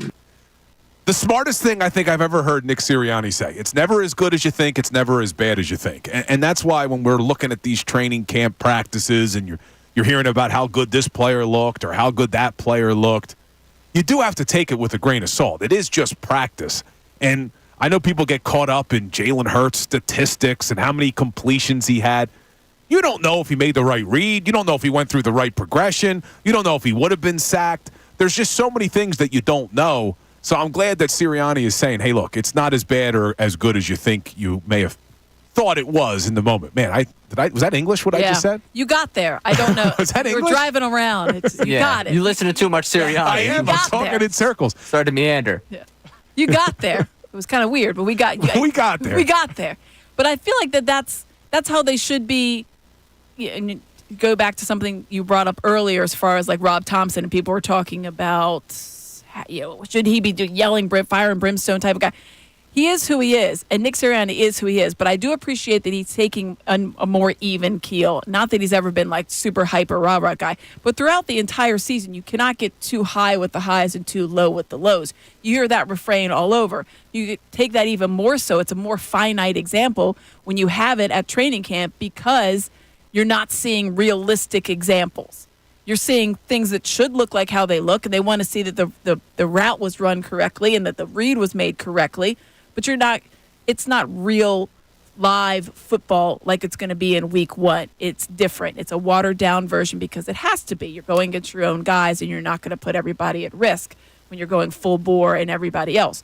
But at the same time, he's recognizing that, all right, if somebody looks good, they look good. But you take that with everything into account. It's not necessarily, oh my God. We say the same thing about like these training camp darlings and these people that burst on the scene and look how amazing they are, and then they never get on the field, or the offense never looks like it did in training camp because it's not a viable version of it, or they didn't trust it enough. So I feel like, yeah, it's a realistic take on him. Maybe he is, kind of taking a page from some of the mistakes. I don't know. They weren't even mistakes. Just maybe like missteps that he has had in the past. Yeah, and if we put a lot into how good players look in training camp, we'd be excited about Jalen Reagor and JJ Arcega-Whiteside. Because if you remember, they always look good in camp. Did Jalen Reagor look good in camp? Did he? Do you remember he had that joint practice? He made that one-handed grab. And that one This is the year. This is the year Reagor's going to break out. That one practice, he looked good. Quez Watkins, absolutely. Practice warrior right there. There's occasionally where it works out. Remember when Victor Cruz burst onto the scene? Everybody's like, who in the world is that? He dominated the Eagles in that. It was incredible. Yeah. Everybody looked over and looked at this, and that actually turned out like, oh, well, all right. Yeah, he did. He used to do the salsa dance. He is the exception. Salsa dance was good. The salsa dance was good. I got to give him props. Speaking of the Giants in practice, they had a massive fight today, apparently, against the Lions. They got joint practices going on against the Lions, and GM Joe Shane had to separate them, and I don't know. Most fight you'll see from them all season. Yeah. Possible. Oh, Sorry. That's good. I mean, that was a good one. I'm still getting it from the New York family about the Yankees series, so I got to get in my shots about the Giants while I can. Yeah, I think the Giants may be the worst team in the NFC East this season. Well, and that's but, I mean, with who are they going to break that tie with? The Commanders? Yeah, I think the Commanders are going to pass the Giants this year. Now, the Commanders might have passed the Giants last year. We're going to take a look. This week, I want to take a look around the NFC, specifically the NFC East with the both of you. But I almost hope the Giants have another mediocre season because it puts them in that no man's land where they're unable to get a quarterback. This year, they couldn't trade up to get one, or they chose not to because the price was too high. I want to see them in this no man's land. But John Mara did speak about the contract that they gave Daniel Jones. This is via the team's official website. I'm still happy we gave Jones that contract because I thought he played really well for us in 2022. If you put a lie detector test on John Mara, there is no way in hell they're still happy they gave Daniel Jones a 4-year, $160 million contract with like a $40-something million cap hit. No damn way, John Mara. I feel like any footage of that was edited out of Hard Knocks. Well, there was the one where, the general manager's son made a crack at Daniel Jones' expense? Yeah, he said, he asked the kids, who do you want me to draft tonight? And the son said, go up and get Jaden Daniels. If you want to win, go get him. So, Which, that could be a kid realizing that, hey, Pop's job security relies with Daniel Jones. I have friends here. I don't want to move. Dad, please, go get the quarterback. Don't let our family have to move because you believed in Daniel Jones. Yeah, that was a Bad. really bad contract. It's atrocious. Well, especially when you looked at the way they structured it, because Jalen Hurts got a big contract, but his cap hit is nowhere near what Daniel Jones is. This year, Daniel Jones has a $47.8 million cap hit. 47.8. To put that into perspective, Jalen Hurts this year is at 13.5. Take cap hit away from it. The whole contract is ridiculous. Well, I think they can get out from under insane. it. I think they can get out from under it this They saw him off-season. and thought, yes, this is our guy. He's going to lead us back to the promised land. Like, that's laughable. That whole scouting department should have been fired. Yeah, I think you'll What probably did you see from him at Duke and thought, yep, that's it. And even that year, We got it. where they They overperform. Yeah, One game. And who was that against? I don't know. Temple. Oh, it's against Temple. I was Yeah. thinking it was against ECU, but it was Temple. Sorry. Yeah, no, it's all right. Sorry. So is North Carolina schools in bowl games against Temple. These guys put up. My bad, dude. I was a Sam Howell guy for a long time because of what I Oh, watched. so many people were Sam Howell. Oh my goodness. I Did think you it was watch- his freshman year. He diced them up. Yeah, it's North Carolina school. Wake Forest did it to Temple. Duke, UNC. UNC with. It's tough. Well, Sam Howell looked like Patrick Mahomes against the Eagles last season. So it's a good point. He put up a ton of yards in the 2 games against the Philadelphia Eagles. But coming up, I want to switch gears to baseball because I do want to get from Amy and Ray what you need to see over the next 3 games against the LA Dodgers, because I have in mind, maybe I'm being greedy, but I have in mind what I think this Phillies team needs to do. And we'll get our final Twitter poll results about whether or not the Phillies got their mojo back. And that kind of goes hand in hand with what I want to see from the Phillies the next 3 games against the LA Dodgers. And it starts tonight with, I believe, Aaron Nola on the mound. Yes, it Aaron is. Nola tonight. So we'll do some Phillies talk coming up next.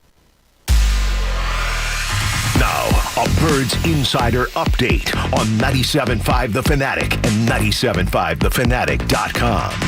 Hearing from Fangio. This Birds Insiders update. Defensive coordinator Vic Fangio spoke to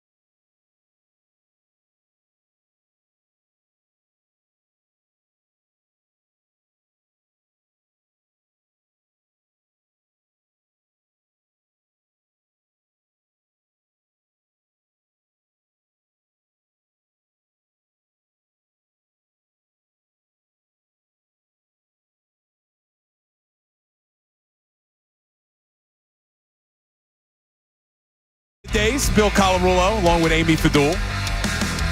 My man Ray Dunn behind the glass. Appreciate everybody who tuned in from the 10 o'clock hour. Bringing you all the way up to the best show ever with Tyrone, Ricky Bo, Silvana Kelleher. Ricky Bo working a lot today. He was at Topgolf earlier today. He's on Best Show Ever. He'll be on post-game till like 2 in the morning tonight. It's Ricky Bo. It's what he does. He doesn't sleep. No. It's Ricky Bo. Prefers not to sleep. Yeah. I'm with him. I don't need sleep. Sleep's for birds. Sleep is for the birds. Well, it's going to be for the birds this week because we got the Fightin' Phils in L.A., and if you're going to stay up to watch what's a pretty big series for this Philadelphia Phillies team, you're going to be staying up late. I know Ray will be awake. Amy will be awake. I'm going to try to stay awake. But we started the show way back at 10 o'clock looking at the win yesterday, a big win for the Phillies, getting back in the winning column after losing 6 straight, after losing 13 of their last 17. And we asked the question, even though it's only 1 of 162, even though it's only one win, is this going to bring the mojo back for the Phillies? And we put up a Twitter poll. Where'd the final results come in, Ray? The final results of this poll did not change very much from our last update. Do you believe the Phillies win yesterday will bring their mojo back? 33% of people saying no, 67% of people saying yes. I shouldn't be surprised because we do view everything through the eyes of a football fan base. But I'm a little bit surprised that the same fans who were freaking out a couple days ago are now saying, yep, they're back after one win. You're not surprised by that, are you? A little bit. I told you, give us something to latch on to. We will latch on to it. I don't think the panic was real strong. It was more like, really? No, let's not do this. It wasn't sheer, run from the hills type of panic, but I think it was like, let's just not do this. I'm not doing it. So as soon as they get back on track, see, I told you I wasn't doing it. I told you I wasn't panicking. I think that's it. Well, I think Tim Sickler on Twitter commented, and this may be the comment of the day. The Marsh catch from the heavens changed everything. Is that going to be what's changing the outcome of this season, that catch? It changed the stretch. I don't know if I want to say the whole outcome of the season. If we're on parade floats, we'll look back on it as a fine moment, but they did a lot in the first 3.5 months that would put them in that position before I say that Marsh just randomly making that catch made it happen. Amy made the best analogy of the day, though. It was like the Sandlot. If you didn't think that immediately when you saw him kind of like, the replay is even better because he looked lost, but it's a high angle. But the replay, it's like, I feel like it's in this area and I'm just going to do this. And then as soon as he felt it, he closed that glove. Brendan Gunn can attest. He was standing there. I think we were crossing over shows at that point. That ball, when it was hit in the air, I was like, oh, looks like it's a tie game. I did not think he caught that baseball. It didn't look like it initially. Positioned, I got to give Tom McCarthy all the credit in the world because the fact that he just zeroed in, oh, yeah, he caught that. From where I was looking at it, I was like, oh, wow, game's tied. Oh, well. Yeah, it looked like a home run. Yeah. Because Marsh doesn't really even react when the ball's in his glove. No. He had no idea where that ball was. But that's why Tom McCarthy's the man. Great. You don't mess around. All right, so let's talk then. 67% of people think they got their mojo back. Well, it starts tonight. Big series coming up against the Dodgers. 3 games. You got Aaron Nola on the mound tonight. You have Christopher Sanchez tomorrow, and you have Tyler Phillips on Wednesday night.